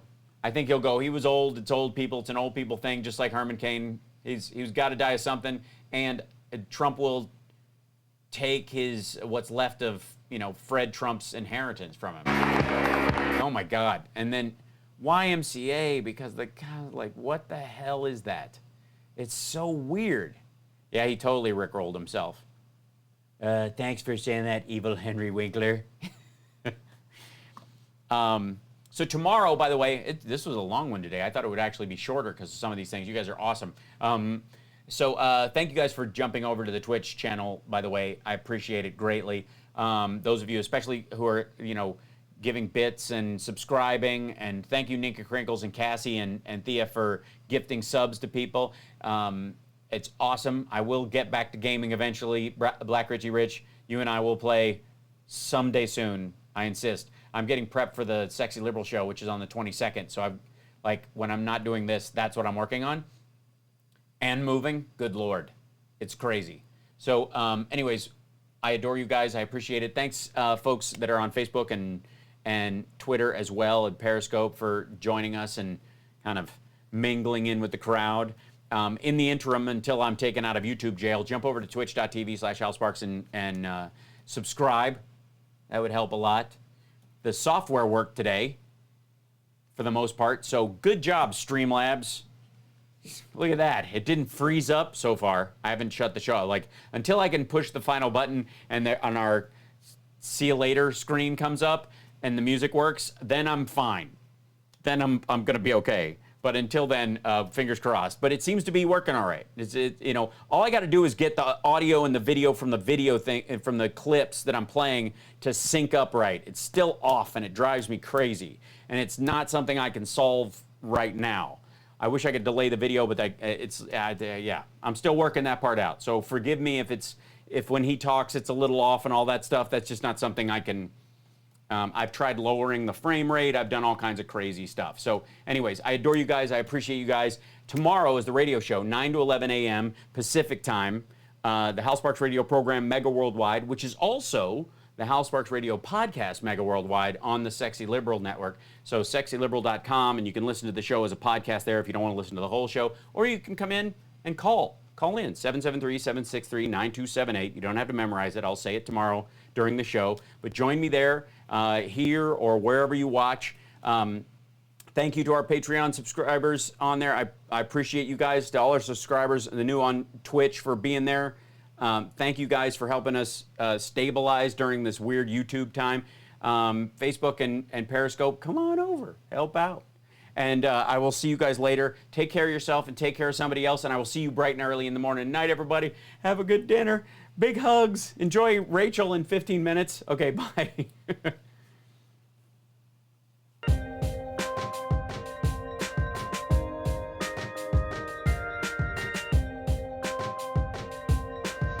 Something strange happened to me this morning.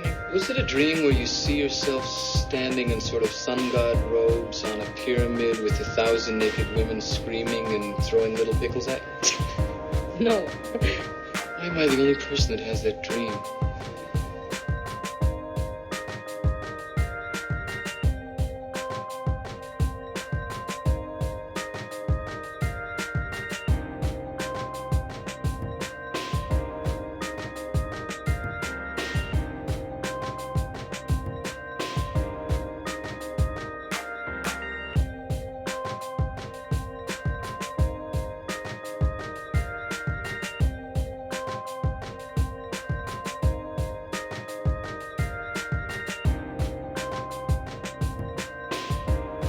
You'll have nobody guarding your potatoes. I never thought anybody could forget so much so fast without a severe blow to the head. Person, woman, man, camera, TV. Captain's log.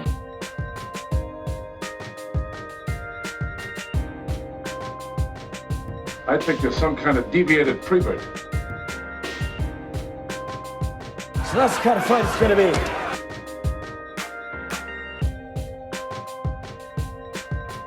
I was thinking of the immortal words of Socrates, who said, Did have shade. Throw me a frickin' bone here. I'm the boss.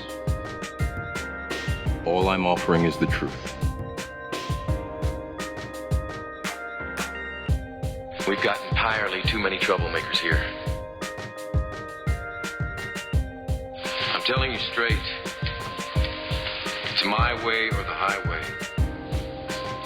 So anybody wants to walk, do it now. I'll use small words that you'll be sure to understand, you warthog-faced buffoon. I am a HAL 9000 computer. You are physically repulsive, intellectually retarded, vulgar, insensitive, selfish, stupid. You have no taste, a lousy sense of humor, and you smell. Easy, real nice. If I didn't have puke breath, I'd kiss you.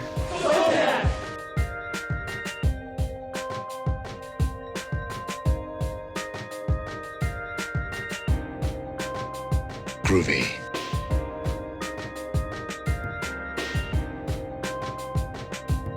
I'm your father, Luke. Give in to the dark side of the Force, you nap.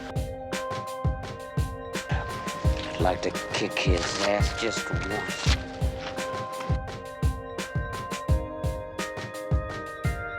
We have that. It's as wide as it can be. It's not Irish. It's not English. How are you? Yeah, the Welshman can't just with horses, you know. It's just, well, it's just pikey.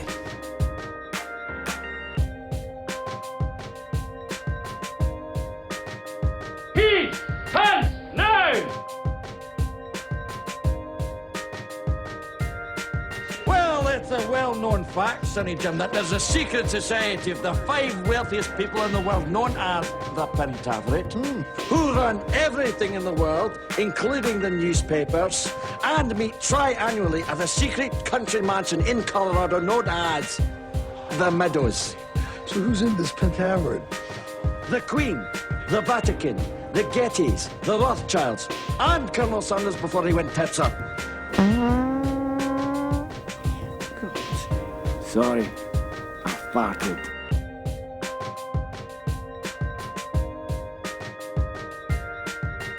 Beef jerky? No, son, thank you very much. No, it gives me the wind, something terrible. Oh.